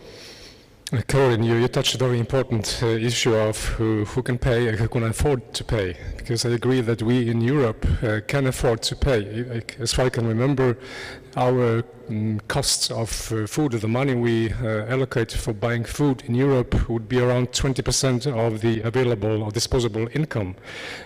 So we can easily be flexible on that one. The history is different in the other parts of the world, so we need to be responsible here. And in general, also a statement saying that in the first phase, the farmers will pay for it, because we need to adjust. We need to carry out the ambitious goals, and then the transition of cost would go further to the consumer. I'm not in doubt. And here I'm thinking back about basically the food waste. 30%, that's a number we know already. So just to reduce the food waste would give us a lot of compensation for the higher cost. And on the other hand, the consumption models. If we take meat, which is very much my area of production, dear audience, I don't know if you will agree with this statement and idea that we eat too much meat. The average consumption per capita in Poland today is around 75% of all kinds of meat. The dietists say 35 should be enough. And I can remember, maybe some of you can remember the times back in the 80s when I got a piece of meat once in a week, maybe twice in a week, and it was okay. So I'm sure we could live with reduced consumption of meat and generally be more careful about what we eat, how much, and how much we waste. So the cost should be covered by the consumer in the very end, and I would encourage that the communication should go around making people aware of these changes, transitions, and provide for these compensations which are available. Okay, thank you very much. Pierre-Marie, would you like to add something? Yeah, no, just on the instruments and who's going to pay. Just to remind something that is probably well known by most of you, but the CAP is probably the biggest EU budget, and it's the most ancient one. It was created at the beginning of the European Union, so it's roughly 40 billion euros a year. And I mean, this money is to be used for transitions. We had some presentation this morning telling us that the new CAP will be results-based, will deliver more on the environment, etc. Frankly speaking, I'm not really sure it's going to do that. The Commission has no real power to oblige member states to have ambitious eco-schemes, and the eco-schemes we have are likely not to be very ambitious for a simple reason, which is that, it was said by many ministries in Spain, in France, and in other countries that what they want is that the eco-scheme should be accessible to as many farmers as possible, up to 80%, that's the figure that was given by Julien de Normandie, not to reduce the basic payment of the CAP. So, and it's a legitimate concern for farmers not to lose too much money from the transition. But the reality is that it is likely that no transition will happen. So for me, in terms of the instruments, the key question is how are we going to reorient the money of the CAP? Because this is where there is money, basically. There is no other sources of money at the moment. How are we going to reallocate that money to create the conditions for farmers to transition. And it's not on an annual payment basis that this can happen. There is no way in which a farmer can make a transition in 1 year. This is precisely why the eco scheme is likely to fail. So the question is, are we capable of developing transition sort of schemes over 2, 3, 4, 5 years that will help farmers to really make the transition over a certain period of time rather than an annual payment? Okay, then we can say that farm to fork is even not a policy, but it's an attitude that people should have on different areas they are working. But it is also, as you were not speaking very much on money, I will keep the track on money. It is also the question of competitiveness and the question of food security, not only in local or regional scale, but also in a global scale. We probably will observe and will be subject to big shock concerning the grain production from the worldwide perspective. We have problems in India with a huge drought because of the heat. We have problems, of course, in the Black Sea region and in Russia connections, but also in Canada, in the United States, there are problems. So how to be on one hand competitive, on the other hand ensure the food security for which the common agriculture policy was established primarily. How do you think, is there one recipe that will fit to different countries' perspectives, one fit all solution, or it is very much differ from country to country? Maybe I will ask Marie-Christine to start with this. Thanks. Well, if I had the solution that would fit all, I will try to have a patent on that. Not sure someone has it. Especially we are quite different. Speaking of France, we also have our islands abroad, so quite far from France. So it's another reality also that we face in the French agriculture is very diverse.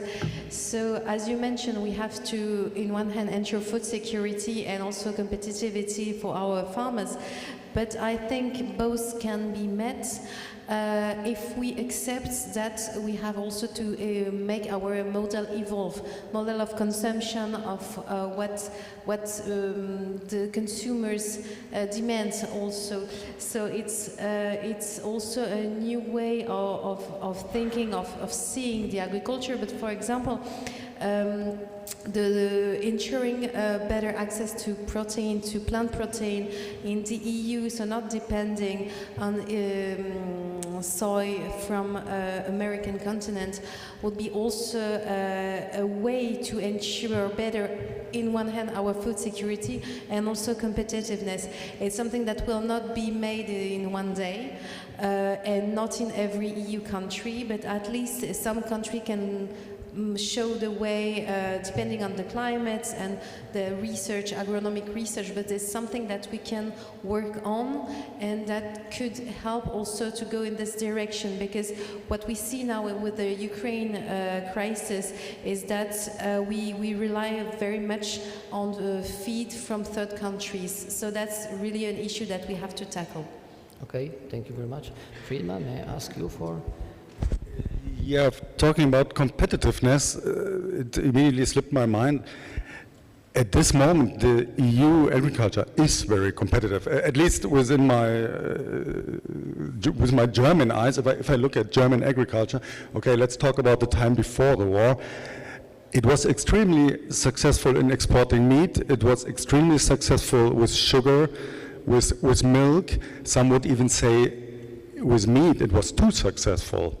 So I think at least looking at Germany, there's definitely no problem with competitiveness of agriculture. The second thing is food security. I think we have to be very frank. I think it has never been the task or the challenge or the assumption that the EU is really feeding the world. I mean, we saw very impressively this in the presentation that we are, if it comes to calories, we are extremely importing food. So I think we have to be frank, we cannot make a major difference, I think, in food supply worldwide. There is no problem with food security inside Europe. But what we have to do, apart from that, we have to become independent and resilient, and that especially with regard to feedstuff, and also with regard to fertilizers and other things. But I mean, looking at the meat industry in Germany, it's absolutely not resilient, because we are almost 100% depending, no, not 100%, but major, like to a big extent, depending on feedstuff from overseas. And here, actually, the German government really wants to change something, where the plan is to substantially change animal production in Germany and increase also protein crops inside Germany. I mean, we have to see how much potential there is. But this is understood and will happen. But at the same time, we are not in a position to deliver a lot of grain to the world, because the truth is at this moment, and our minister keeps saying that 60% of the grain produced in Germany is going into feed production. So if we want to change something, we have to change feed production. Okay. Thank you very much. Caroline. The Chinese are more and more importing food. They want to eat more because they cannot travel very much. They import from every country, also from the Netherlands. But this is not the case very much. Will we, under the shift of farm to fork, and the crisis of Ukraine, and the crisis of drought in other countries, be able to secure our farms competitive, and on the other hand secure the people with enough food? We agree that they are eating too much, but they still want to eat too much. Yeah, they want to eat too much, maybe, or maybe it should shift to a different diet. Yeah. But about competitiveness, I think also due to the war, we need to sometimes maybe look at a few regulations, whether it is feasible at the moment. For example, if we look at the organic production, especially organic meat production, it is required also to have the organic feed. And if I look at the Netherlands, we are importing that from Ukraine. And that is very difficult at the moment. So there has also been some coulants at the moment that for 5% you can have non-organic feed. And I think those kind of coulants is also very important now to keep that organic production going and not to kill that industry at once. And if we look at competitiveness, we also need to see that the consumers in different parts of the world are different. Because, for example, in the Netherlands, we also have a very effective or efficient pig production, where we can see that parts of the pig are being put to value by indeed exporting it to China. But people in China are then eating different parts of the pig actually than we are. Yeah. So it's not that whole pigs are being exported to China, it's being different parts, and then you valorize the whole product. The same goes for poultry, for example. In the Netherlands, apparently, we eat a lot of chicken breast, while we eat less chicken legs, so that is the part that is being exported. And in addition, I think it's very good also to keep looking where our niche markets are. For example, indeed in dairy. Because in China the consumers are very much appreciating the food security, the food safety that we have in the Netherlands, also for the dairy of children. So I think in that sense, yes, we will remain competitive as well. But of course, we have also a responsibility to make sure that people have access to the food in the coming time. Okay, thank you very much.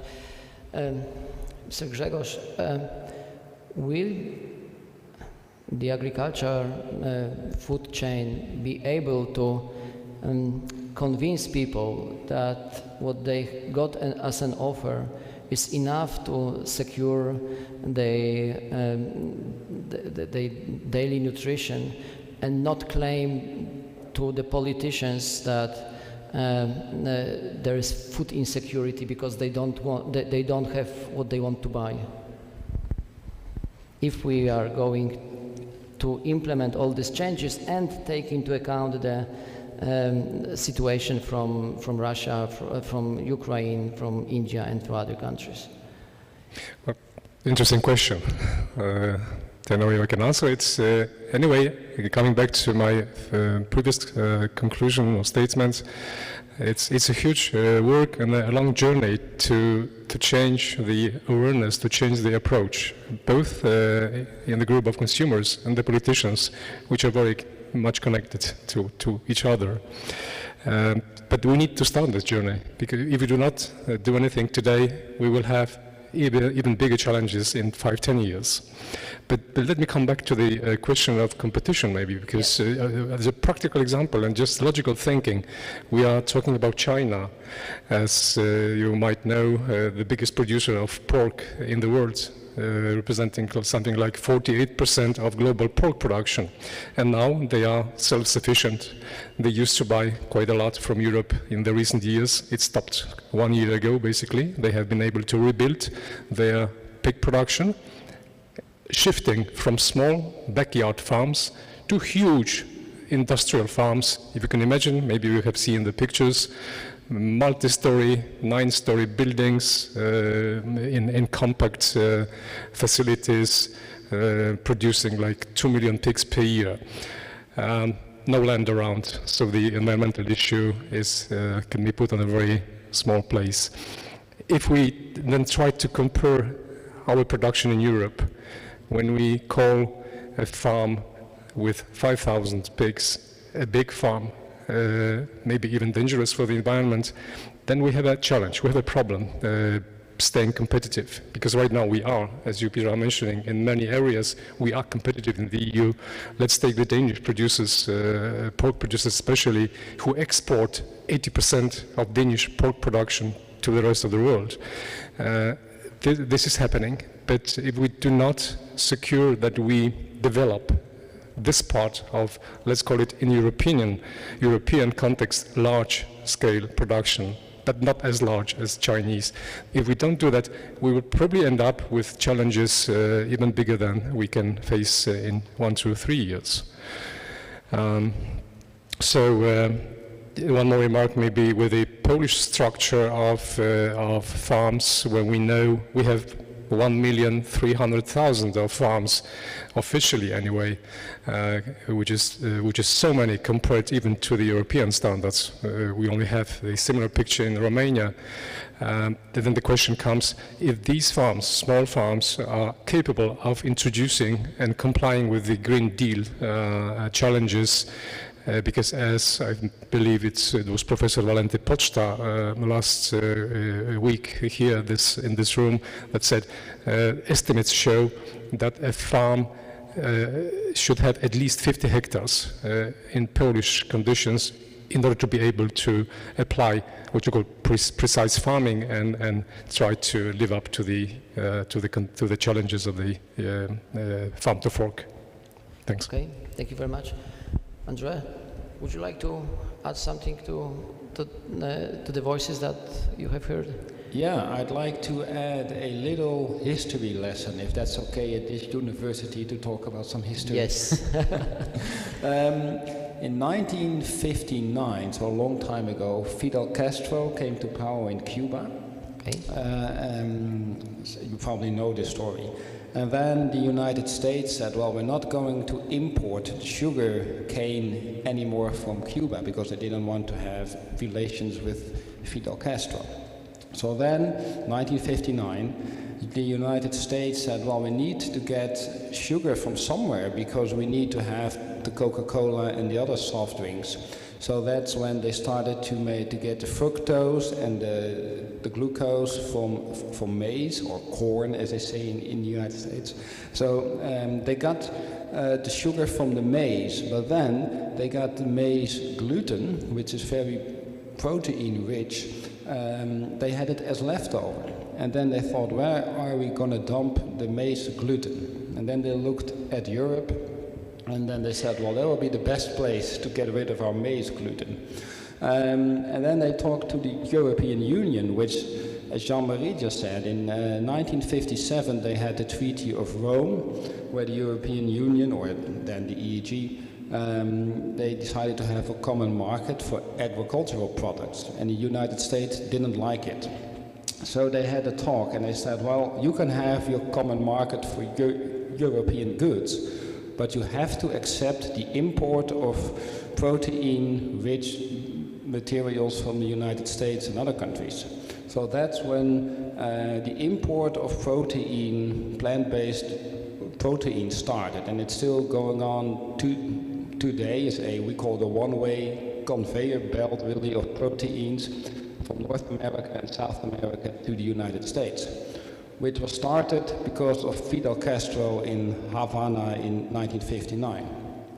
So this lesson, and I'm sorry for the lesson, is to show that historical events, even when they don't appear to be connected to the food industry, they can have a real big impact on our food system. And I think also now, at the times we're living in now, we see that the war in Ukraine already has immediate impacts for the items we import as Europe from Ukraine. So we're talking about maize and organic feedstuffs and of course the sunflower oil. But I think there will also be permanent effects. And it really depends on what policymakers in Brussels, but also in Warsaw and in Paris and in Berlin and in The Hague are going to talk about now. So what impact do you want to have, and what is the impact you need?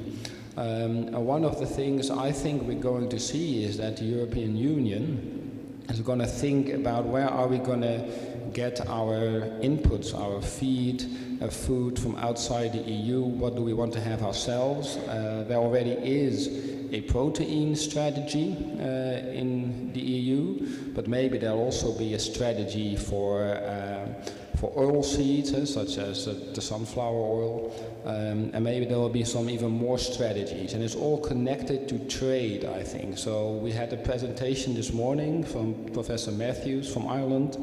It's also very much about trade, because it's all connected to trade deals between the EU and the United States, or the EU and China. And I think that's a really big area to watch. So look at the history and also look at the trade deals that's going to change. I think that's something you really have to look for. Okay, that's great. Thank you very much. I open the floor for the audience. Something to add, something to comment what our panelists already state. So it looks that we all will need to adjust to the from farm to fork strategy. Maybe eat less, maybe it change our diet. That is also in the policy stated. Farmers will receive some incentives for that. What will be incentives for you? How you could be encouraged to eat, to change your eating habit or to change your diet? What could encourage you to do this? Products that cost less, they will not. They will cost more. Is something that will encourage you to eat differently? Just policy? Do you see the person in the TV screen and say, okay, they said that we should eat differently, so we will eat? Probably not. I like very much the statement of Andre that whatever you touch, finally it will be connected to food. I would like to touch another policy from a Green Deal, which is Fit to 55. We are not going to speak about the decarbonization and zero emissions, although with the agricultural sector that's also very much important. But I would like to ask you all about bioenergy. We are again very much impacted by the war in Ukraine with regard to energy in Europe, especially with regard to gas, but also to the oil. And on the other hand, we have all the policies to produce green energy from different sources of biomass. How this will impact the agriculture sector? Is there a trade-off to food production and production of energy that you could see or could forecast? Who could like to? Pierre-Marie. Yeah, a very important question. We know that there's a huge demand for biomass, for food, fuel, fibers, and feed, of course, and that in the coming years we will not be able to sort of supply all those competing demands without working on the demand. We have already extensively spoken about the need to reduce the use of grain for feed. That is also part of the discussion regarding the use of biomass for bioenergy.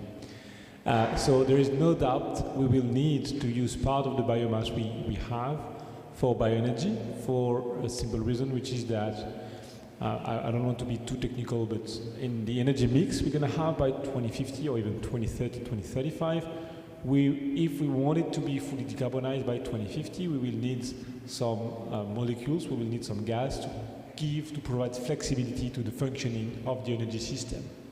And one of the best ways to produce gas in a decarbonized way is to produce biogas from agricultural biomass, either manures, slurries, etc., or partly combined with vegetable production. Yet, what is happening now, and that's the key point for me to stress, what is happening now in some countries, it had happened in Germany already, it's partly happening in France, it might happen in other countries, is that instead of using mostly manure to put in a digester as a sort of no-regret option, this is something we can put in a digester, it's a waste, so let's reuse that waste to produce energy and fertilizer on the other hand. What happened in Germany, and what is likely to happen in other countries, is that we developed the cultivation of maize and other types of crops to put them in digesters, reproducing what we did for biofuel a couple of years ago. And this leads basically to a simplification, a strong simplification of landscapes, which goes totally against the other objectives we've set on reducing nitrogen uses and reducing pesticide uses, etc. So we have a sort of trade-offs between the investment we put on the table to have a digester, 1 million, 2 million euros for a digester of critical size, and the constraints it creates for the farmer to have biomass on a daily basis to put in the digester. So just to say, to conclude, we will need to allocate part of the biomass we have now, and the no-regret biomass is slurry, manure, etc., to produce energy. But we need to be cautious about how we do that, in the sense that it might create trade-offs and have negative impacts, as it had in Germany, if we are to put vegetable production alongside with manure in the digesters. So there is a big, big warning here. Okay, I will ask first Friedman and then Mr. Grzegorz to say. Yeah, we talked so much about Germany, so since Germany is a biomass champion in Europe, I guess I can shortly add to that. Yeah, it's totally true. There were a lot of mistakes done, and that shows how a good idea, if you want to implement it, it really have to look in the detail what you do. And let's say the mistake done in Germany was actually that there were too many built too fast, too big, and exactly what is happening is, I mentioned before that 60% of the grain is going into feed production, sorry, I'm wrong, into feed and or biomass. And now we have something we call massification of the landscape, and exactly it's a biodiversity problem. So we have a lot of supersize biogas plants, and there is a lack of biomass. I know that some try to import from Poland, so I think the new thinking is, if biomass, it has to be close to a food plant where the waste can be used, or a slaughterhouse, or so it's a good idea, of course, biogas, and it's very attractive because it is not electricity, it can be used for heating, but it has to be done the right way, and the optimal solution would be to use manure, of course, but that is also limited in a sense. So, yeah, Okay. just want to add that. Just a figure. Yes. At some point in 2010, 7% of the utilized agricultural land in Germany was used for maize silage to put in the digester. 7%. 7%. Okay, thank you very much. Good Valley has, as I remember, 3 biogas plants. A little bit more, 8. Even more, okay. How your experiences in that field are? Yeah, the topic is very close to my heart, to our hearts in Good Valley. We started to think about the first biogas plant back in 1999, but we first succeeded in building the first one in 2005. It was the first biogas plant in Poland, with no subsidies, with no support systems, just paving the way for the development of the sector, which happened, but too little, we can conclude today.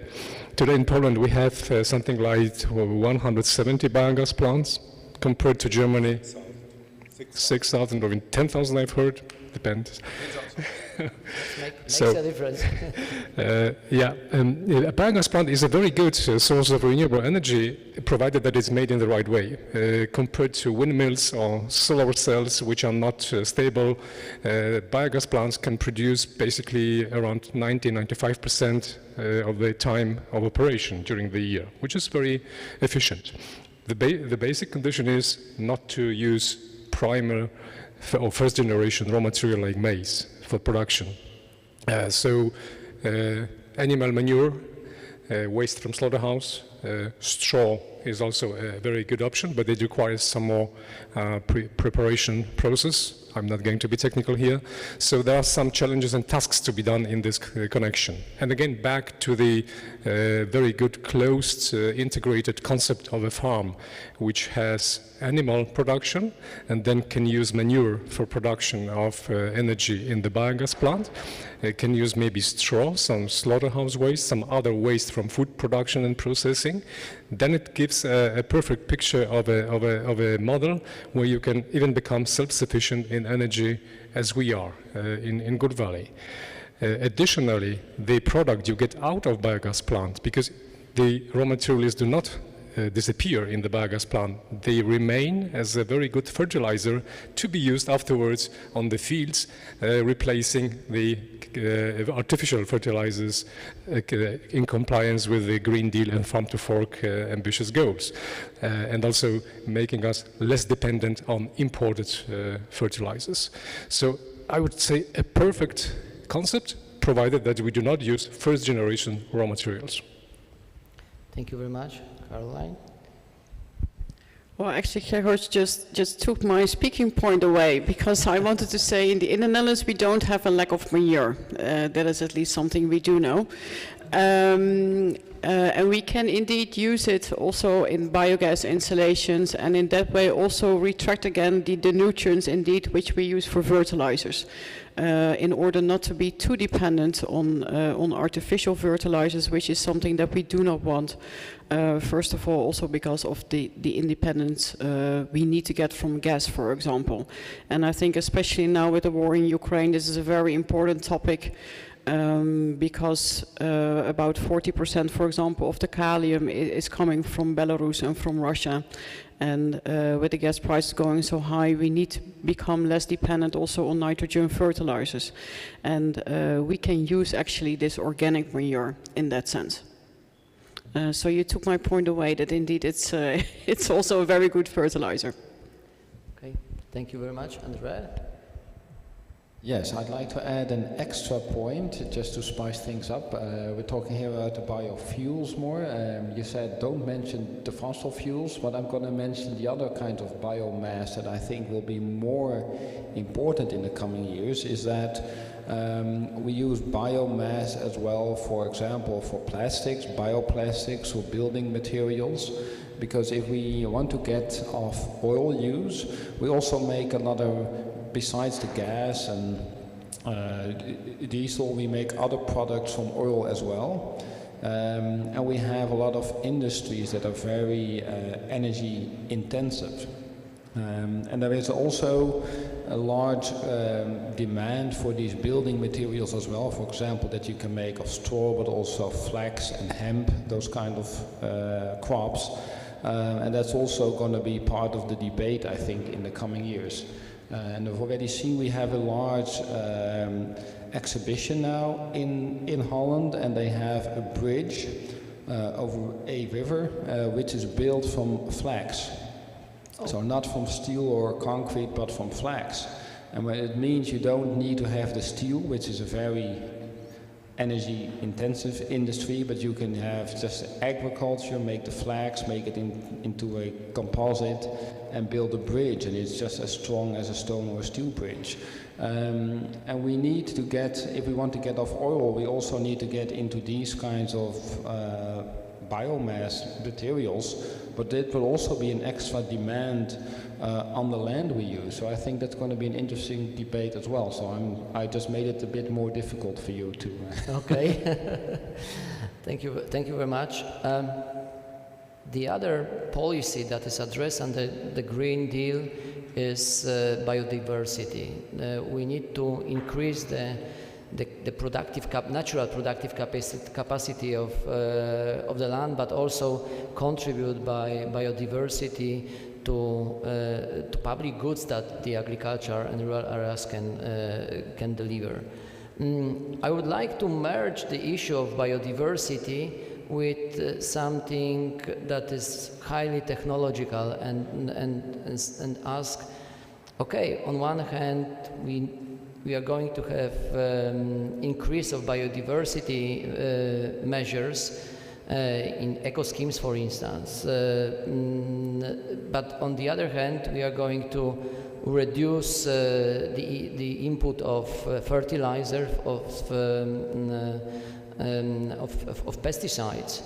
Will be the precision agriculture a solution to keep the productivity on the same level or increase it within similar increase of biodiversity? How do you think so? Will be precision agriculture kind of... I think precision agriculture is probably part of the solution, providing that it is used to support diversification of farms and landscapes and an absolute reduction in the use of input. The challenge I see in developing precision agriculture as a sole response to the biodiversity challenge is that it often leads to sort of confound or sort of mix an end and a mean. It's not an end in itself. I mean, developing precision agriculture might be a good thing to increase the efficiency, but the gains we are to expect from precision agriculture are quite small according to the GRC. So it has to go hand with hand with other measures, including diversification of crops, reconnection of crop and livestock systems, to make sure we recycle nutrients, etc. So that's the big point, and the reason I'm saying that, and I'll stop here, is that precision agriculture in some cases, not all, and I'm not an expert here, might require quite important investments. And for those investments to be made, we need to cut on the running costs because you have high investment costs, and so the running cost needs to be compressed. And there are not many solutions to compress the running costs. You have to have a farm which is as simple as possible. And in a way, it contradicts the idea of re-diversifying and re-complexifying landscapes. So we have this tension here.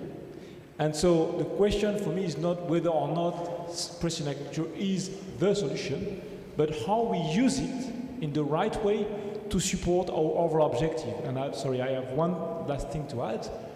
One of the big challenges we have when it comes to biodiversity in agricultural landscape is that, I mean, when we want to address it from a political and policy point of view, is that we don't have similar and very simple metrics as we have for climate change. In climate change, you have the CO2 equivalent metric. So you can say, you can have a sort of carbon budget of your farm and say, okay, how much carbon I emit every year, blah, blah, blah. From a biodiversity point of view, what's the metric? We only have proxies, which are very good, but they are not results indicators. You cannot say, okay, I've saved like that many bees or that many insects. You have proxies that are based on the level of pressure you put on the landscapes. And that makes it a bit difficult or a bit more difficult to discuss with some professional who says, no, I'm not responsible for that.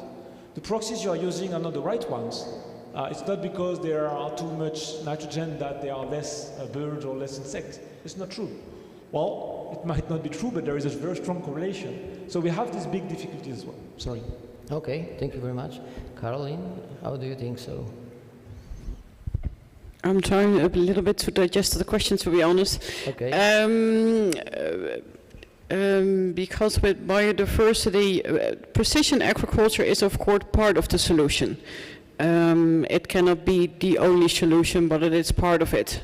And I think also it was partly the precision agriculture that, for example, already reduced the amount of plant production products that we use in the Netherlands with 50%, which is for us already quite an achievement, I would say. So yes, it is part of it. At the same time, it is to restore or keep the biodiversity. It's of course much bigger. We also need to look, for example, in no tillage or how we deal with certain birds or indeed with the bees. So it's much bigger than only that. And I think it's also important to look at it from a European perspective, not just from the Netherlands. Well, we're having discussions now, for example, of course, also in the European about biodiversity, about the forest strategy. And I think in all of our countries there's different issues. In the Netherlands, as some of you might know, we do have a lot of issues as well because we're on such a small country. We have a lot of livestock, we have a lot of agriculture, but we're also trying to preserve our nature, and it's putting a lot of pressure on it. And for us in the Netherlands, it's more the solution to look per specific area on how we can solve that issue there, and then we do it in combination with nature preserve organizations in that area, with the farmers who are present there as well, and together to see what we can do to get some of the pressure off the nature that we have. Okay, thank you very much. Friedman, may I ask you for a comment? Yeah, I'm definitely not an expert when it comes to precision farming, but when I followed the discussions about the CAP, I started also to be a little bit critical with precision farming, because in the very beginning of the discussion, the question was always asked, okay, we have to reduce pesticides by 50%, but we have to stay competitive. How will we do that? And then the answer was with extra money and precision farming. And okay, extra money doesn't really look like it. So more and more people say, okay, precision farming will do the job. But then, especially being in Poland, let's be frank, all these small farms, I mean, it won't happen. It's not high technology that they will use. So I found it always a little bit exaggerated, this, but once again, I'm not an expert. Because it's costly and you have to someone who can run it. I mean, I don't know, you have to fly it. It's usually a drone, I guess. Well, okay, I don't know. Yeah, that's... Yeah, it's in the story of the drone. We have a drone in Good Valley, and we fly it very often to take maps and pictures of our crops. And we also do the digital maps of the nutrients, doing analysis every year in the soil. And we do the digital maps of the yields every year. So harvesting time is always connected to a digital mapping of the field. So we can get a precise picture of the fields and how to apply nutrition and also pesticides in some fields. So it is as precise as possible. I agree with you, Caroline, it's a part of a solution. I'm not sure we can kind of make up for the losses caused by the ambitious goals of farm to fork just being precise in the farming.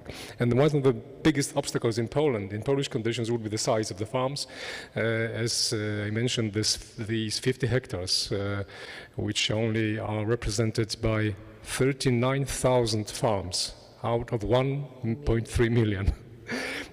Tell you the story that it's a huge task. And when I talk to the farmers in the local area, because we do these things, and farmers come and look at it and ask questions, well, they do not know nothing about it, and so they do not see any chance to how to implement these solutions. And everybody knows, I would dare say, that you need a size to introduce these solutions. So it's partly possible. Just one last remark, talking about reduced tillage, which we introduced back in 2003. What we have noticed during all those years is not increasing our yields because they stayed on the same level, but we decreased our costs, fuel consumption, labor spent on the production, and of course improved our carbon footprint by keeping the nitrous oxide in the soil. Okay, thank you very much. Marie-Christine, please. Just quickly, if I may add, I will stick to what I said before, that the solutions are in the CAP. Well, I agree that definitely precision agriculture, you have to have this critical size for your farm to use it. And I will go back to what said Mr. Pleva this morning about what's an active farmer.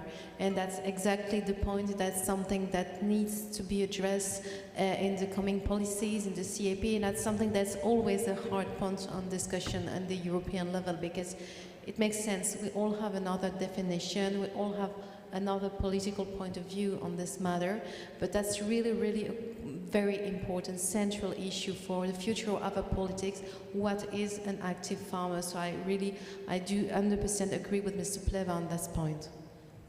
That is a huge question that I think everyone is trying to go closer and closer, and the question is running away and away, and we are still trying to answer this question. Andre? Well, we do a lot of research on biodiversity and also on precision agriculture. What we found is interesting also, I won't do a history lesson again, but to explain from farmers, of course, the last 100 years, how it worked. You get a bigger tractor and then you want to have a bigger plot of land to work. So you cut down the trees and hedges, or you just made it easier to work with, and then you can get a bigger tractor, and that's how it worked. And now the farmers are always proud when they get a bigger tractor to use on the land. Boys and their toys usually. But what I want to say is that we saw in the research we did on biodiversity that although we might think that the use of nitrogen or plant protection products are the most important driver of biodiversity loss, it turns out, at least in the Netherlands, that it's the loss of habitat, so the way you use the land, and the loss of the hedges and the trees and the small parts where insects live and then birds come to feed, etc. Though that's the biggest driver of biodiversity loss. So what you actually would want is that you can change the scale of your landscape again. So the scale used to be small plots of land, small fields. Then we made it larger, so you can get a bigger tractor and make it make it easier to work. Well, for biodiversity, you want to make the scale smaller again, go back to smaller plots. And that feels very counterintuitive for a farmer, because then you would have to go back, and it sounds like you're doing back to the things that your grandpa did, which doesn't feel good.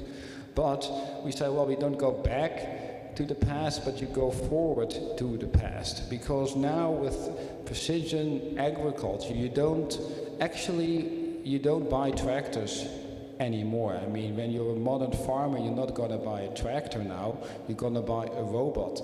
You're going to buy a robot that will work on maybe even with solar panels, depending on your soil type, but the robot will do the work, and the robot will be a lot smaller than a tractor. With a tractor you need to be wide, so you can drive and you can have 32 meters, 48 meters at the same time you can work, but a robot can work 24/7. So it can be a lot smaller, it can work just one field, one row at a time, go up and down, even work at night.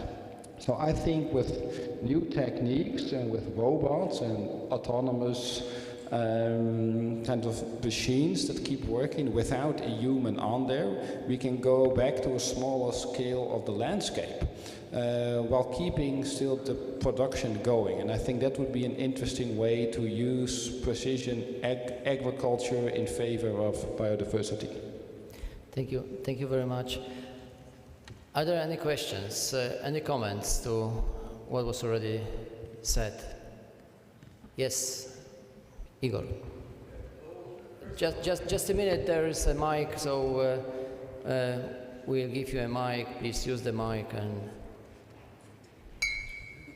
thank you very much. First, I would like to make a remark, because I've heard 3 times that there is no crisis of food security in the European Union, while there is a crisis of food affordability. While in the very definition of food security, affordability is built in. So I think it's important to make this remark. And the second thing is that I'm not really convinced about changing my diet, and I promise you that I will not change it. I will still keep eating meat and dairy products, especially dairy products actually, because of the bioavailability of protein. You spoke about plant protein, but actually it's 7 times less bioavailable. Of course, we are on an economic sciences conference, so maybe I'll not keep on going with this, even though it's my hobby. But also animals have kind of restorative function, and you have many proofs of that you can even restore a desert into a grassland if the grazing is done properly. So I would like you to maybe say something good about animals for people like me who will not change their habits. Thank you very much. as you can see, the resistance is still in place. How to address the challenge we have for economy, food economy, as a matter of fact? No, I think it's really important what was said. There are 2 points. One is on the nutritional question, and one is on the, I would say, the sustainability question. I'll start with and both are basically linked. On the sustainability question, there is no doubt that livestock, and in particular ruminants, can be very useful in providing ecosystem services throughout landscapes. And it is highly acknowledged. And there is one paper that has just been published in Nature Foods back in December 2021 that basically says that if we are serious about circularity in nutrient management, we should prioritize ruminants and pork over poultry, because they are the ones that are the best placed to recycle nutrients and to use non-food competitive feed. So basically because ruminants can eat grass that humans cannot eat, and pork because they can eat waste that we cannot eat, while poultry are dependent upon grain and protein crops. So this is clear. The ecosystem services they offer are providing services through ecosystem, etc. Yet, if we focus livestock production on such, let's call them low opportunity cost biomass-based livestock, this would mean that we produce much less of them. So the availability of animal source food would be reduced quite significantly, right? Both for dairy, beef meat, and pig meat, and to a larger extent even poultry meat. So using livestock for what they are good at, which is recycling nutrients and managing landscapes, basically, means that we produce less of them. And the good news is that the amount of animal source food, of animal proteins you can produce with just livestock systems in Europe is totally compatible with the daily intake of proteins you need to fulfill your dietary needs. Basically, we agree with nutritionists that what you need is around 0.6 grams of proteins per kilogram of body weight per day. This is average. And out of those 0.6 grams of proteins per kilogram of body weight, half should come from animal proteins and half should come from vegetable proteins, right? For a person of 70 kilograms, it means around 50 grams, 58 grams, let's say 60 grams of protein a day, meaning 30 grams of animal proteins, 30 grams of vegetable proteins.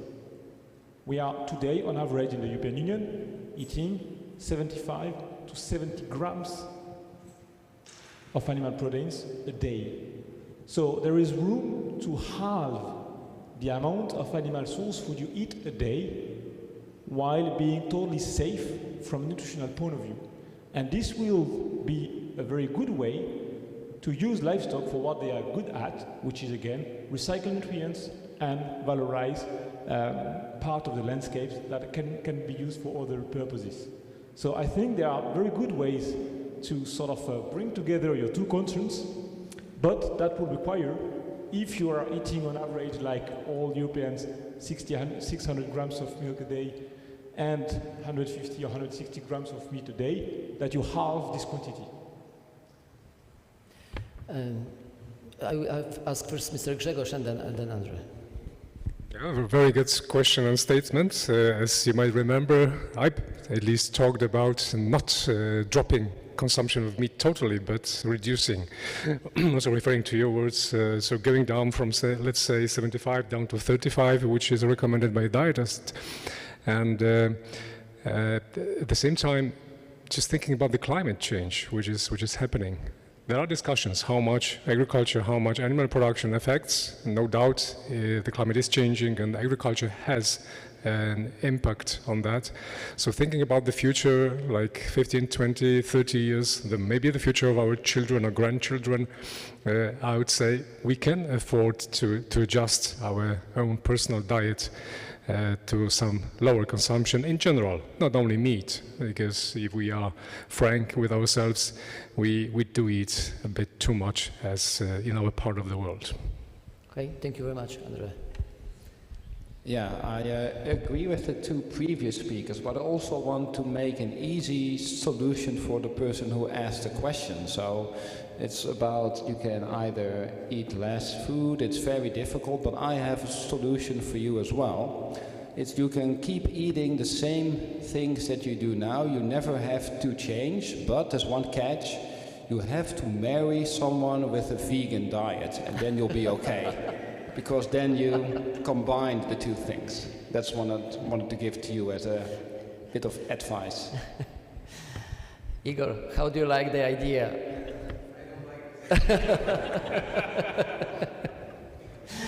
Okay, guys, I enjoyed our conversation very much, and there's a lot of different topics that we could address more, but I think we'll go to final statements, and I would like to ask each one of you to say a few words as a kind of summary from your side, a kind of final statement.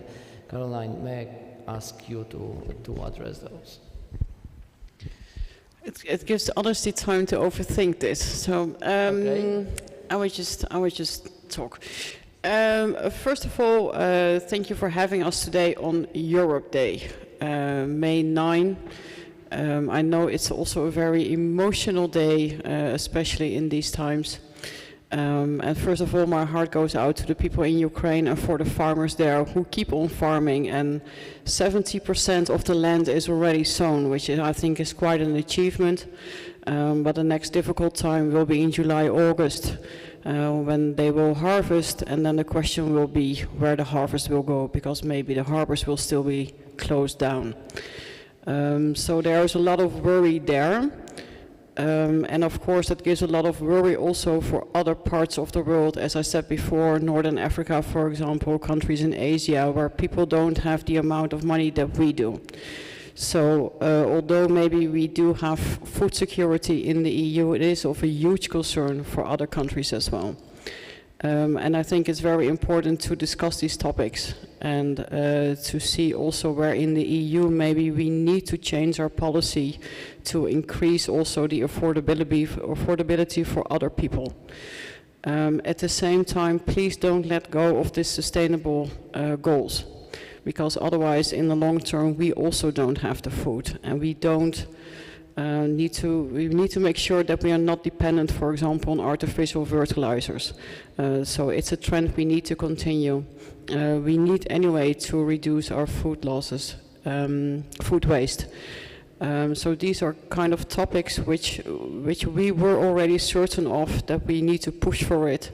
But maybe now with the situation in Ukraine, which reminds us again how important our daily food is, to make sure that we keep pushing maybe a little bit harder even. So thank you. Definitely, thank you very much. Please. Yes, thank you for the reference to Ukraine, Caroline. Let me just mention that we also have, as in Poland, an operation in Ukraine, the size more or less the same as in Poland, with 800 employees, luckily located in the western part of Ukraine. And as you mentioned, we were also privileged to make all the spring work, so we were able to sow the crops, the spring crops, and we do hope we will be able to harvest and continue operations. So let's cross fingers. With the kind of conclusions and takeaway messages, I would refer to the necessity to find a sound compromise between the challenge about the famine and lack of food and agricultural produce in the situation we have today. So we need also to adjust our plan for Farm to Fork and European Green Deal so we can keep production going and keep the food safety on the right level. On the other hand, we have this climate change, and I would keep coming back to that. We need to be aware of that. It's happening, and well, I'd say we have invented a vaccine against COVID-19, but I'm afraid we are not able to invent a vaccine against climate change. So let's be aware of that. Let's reduce our waste. Let's be rational and efficient in our use of resources. Thank you very much. Wilman? Yes, thank you. First of all, in my final statement, I would also like to say that I cannot imagine to live in a world without butter and milk. So I think we have to do what we can, but this is definitely something I could never miss. Maybe I just have to reduce a little bit. Yeah, I think if it comes to Green Deal and Farm to Fork, it's for me sometimes a bit puzzling how much is talked about whether it's a good thing or a bad thing, whether we should do it or not, because the question is clearly what's the alternative, and it sounds a bit simple, but it's not that we have 5 planets and 1 agriculture. No, we have 1 planet and we have to find the agriculture that allows us to continue to live on that planet. And this discussion depends a little bit where you're in the west of Europe or in the east, I have to admit. And the message I want to send, I have the feeling that, at least from Germany, we feel certain things which are definitely not good, and that is we clearly see that in some parts of Germany the water will very soon not be drinkable anymore. I'm not talking about small regions, and that is a result of 20, 30 years of livestock. So there's no other way. We have to change that there if we want to have a proper life in this area. And the same is with biodiversity losses. I mean, I think just a couple of days ago there was another exercise done in UK. It's a very simple test. Just check the number plate, how many insects you find on it, and compare it to 20 years ago. And every time they do that, they find that it's just 50% of what was on a number plate 50 years ago. There is a loss of pollinators. And that is not really a luxury thing to do, to save that. We need that for our agriculture. And finally, if it comes to Ukraine, I think, yeah, we have to do what we can. But I think the biggest thing the biggest problem is a logistical problem now. We have to do everything to make sure the harvest will get to where it has to go. And that's why we have to not necessarily only increase our production, we have to help them to get the products where they're needed. And we do that. I think we will use trains for that this time. It's already happening. Thank you very much. Thank you. Thank you so much for organizing this conference, and especially on this very important day for the EU. Speaking of Ukraine, well, a lot have already been said. On the French side, our president launched an initiative called FARM. So it's Food and Agriculture Resilience Mission. It's something that has been launched in March within the EU, the G7, and also the African Union to tackle the issue of food security worldwide. Now with the war in Ukraine, it's about having a follow-up of what's happening, especially on the grain markets, and following the stocks worldwide and seeing where there will be shortage and how to help. And also how to get food aid to countries that need them, not only Ukraine now, but also in other parts of the world, as Caroline mentioned. And also seeing the future, how to help those countries to make sustainable investments. As we already mentioned, the European Union will not be able to provide for all the world, so we have also to help those countries to build sustainable systems. So that's what this initiative is about. And I wanted also to mention some word about livestock, and of course it's not about abandoning livestock and meat production. We can eat differently, but definitely livestock is useful for our landscape. They are providing a lot of services, so we definitely need animal production, ruminants outside, just to rethink the way we breed animal, maybe. Also with less antibiotics, maybe less animal per square meters. It's another issue, but it's absolutely not about abandoning meat production. We still need, and we'll still, at least in France, we will still produce animal production. Thank you very much. Yeah, thanks. One final word maybe would be on something we didn't touch upon. Alan Matthews mentioned this morning one thing which is part of the action plan of the Farm to Fork strategy, which is called the Sustainable Food System Legislative Framework. So just wanted to flag that and say that we have on the table now at the Commission level the idea of having a brand new legislative framework to organize our policies, our strategies, our actions in the food sector, in the food system. The Commission is to put a proposal on the table by end of 2023. The idea in that proposal could be that we try to hold together the farm and the fork, as was mentioned during our discussion. On the fork, saying something bold and giving the Commission some means to really develop actions, incentives, etc., and working together with member states. And on the fork, making this legislative framework sort of leg generalis, as we had for the climate law, which will set binding objectives for the CAP regarding, in particular, the livestock sector, GHG emission, etc. So we might have, with that particular part of the action plan of Farm to Fork, something which might be a game changer in the next few years, holding together the farm with the CAP and setting targets for the CAP, and the fork, and of course saying something about the industrial strategies in between. Thank you very much. Andrea, please. Yeah, thank you. I think the war in Ukraine has showed us again how important security and food security are. And I think the people in Ukraine, they remember this very well, because in the 1930s, of course, they remember that starvation was used against them as a weapon by Stalin. You probably know all this, the Holodomor period.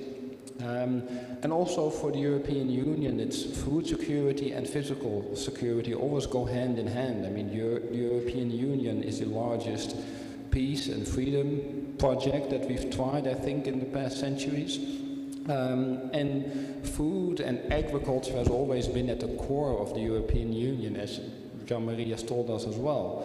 So I think for the future, these are important things to remember, that first of all, we have to stay together and work together as a European Union, and also have food security at the core of this, and not food security not just for this year, but for future generations as well. And I hope, well, we've discussed about this, we know which direction we're going. Some people want to walk faster, some people a bit slower, but I think it's all important we're going in the same direction, and I believe that we are much stronger if we do it together.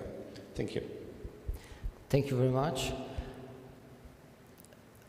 I am processing how to summarize this discussion, which is not an easy task, and please allow me that I will not make a huge summing up. I just would like to pay an attention on the fact that we are in the position that we, on one hand, will change because the policy is designed the way that some incentives will drive us to changes. But on the other hand, we need to change because of the sustainability. We need to change because of crises that are around us. And the word that is coming to my mind as a closing one is adaptation. We need to adapt also to climate change. We need to adapt to the changing situations, starting from ourselves and from our diet, and finishing somewhere in the field where we will send a message that the changes are necessary.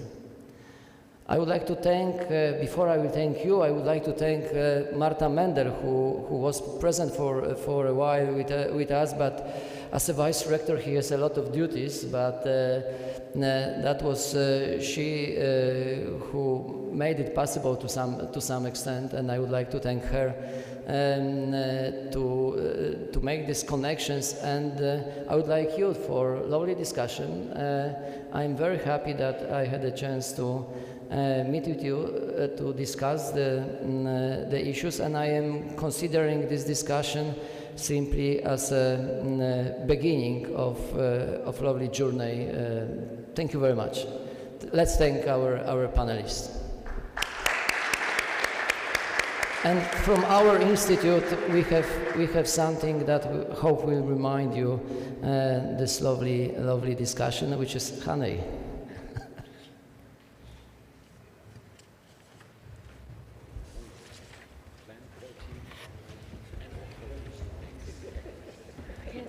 How do you say that?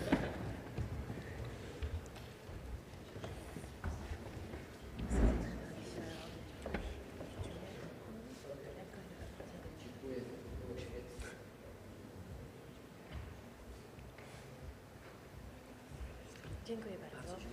Bardzo dziękuję. Też dziękuję bardzo. I'm saying Polish, no in English. I'm not that in French. Merci beaucoup. Thank you so much. Thank you very much. It was a pleasure.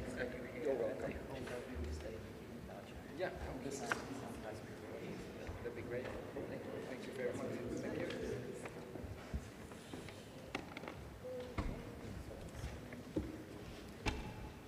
Okay, ladies and gentlemen, I think we will close the first day of our conference. I would like to thank very much all those contributed to make it happen, starting from SGGW TV and the gentlemen from Audio Video Service. I would like to thank PhD students who help us with the organization, the people who organize this place, also who organize the food. Last but least I would like to thank the organizing committee chaired by Professor Anna Klepacka, to Agata Malak-Rawlikowska for her involvement, to Violeta Bieńkowska-Gołasa, to Anna Kłoczko-Gajewska. I would like to thank you all for this effort you have made. I would like to thank also people from the Secretary of the Institute for the involvement, and the secretaries of the departments as well. Thank you very much, and I would like to invite you for tomorrow. Tomorrow during the online sessions we have dozen of extremely interesting presentations, and I hope you enjoy them very much. Thank you for today. I wish you all the best. Thank you very much.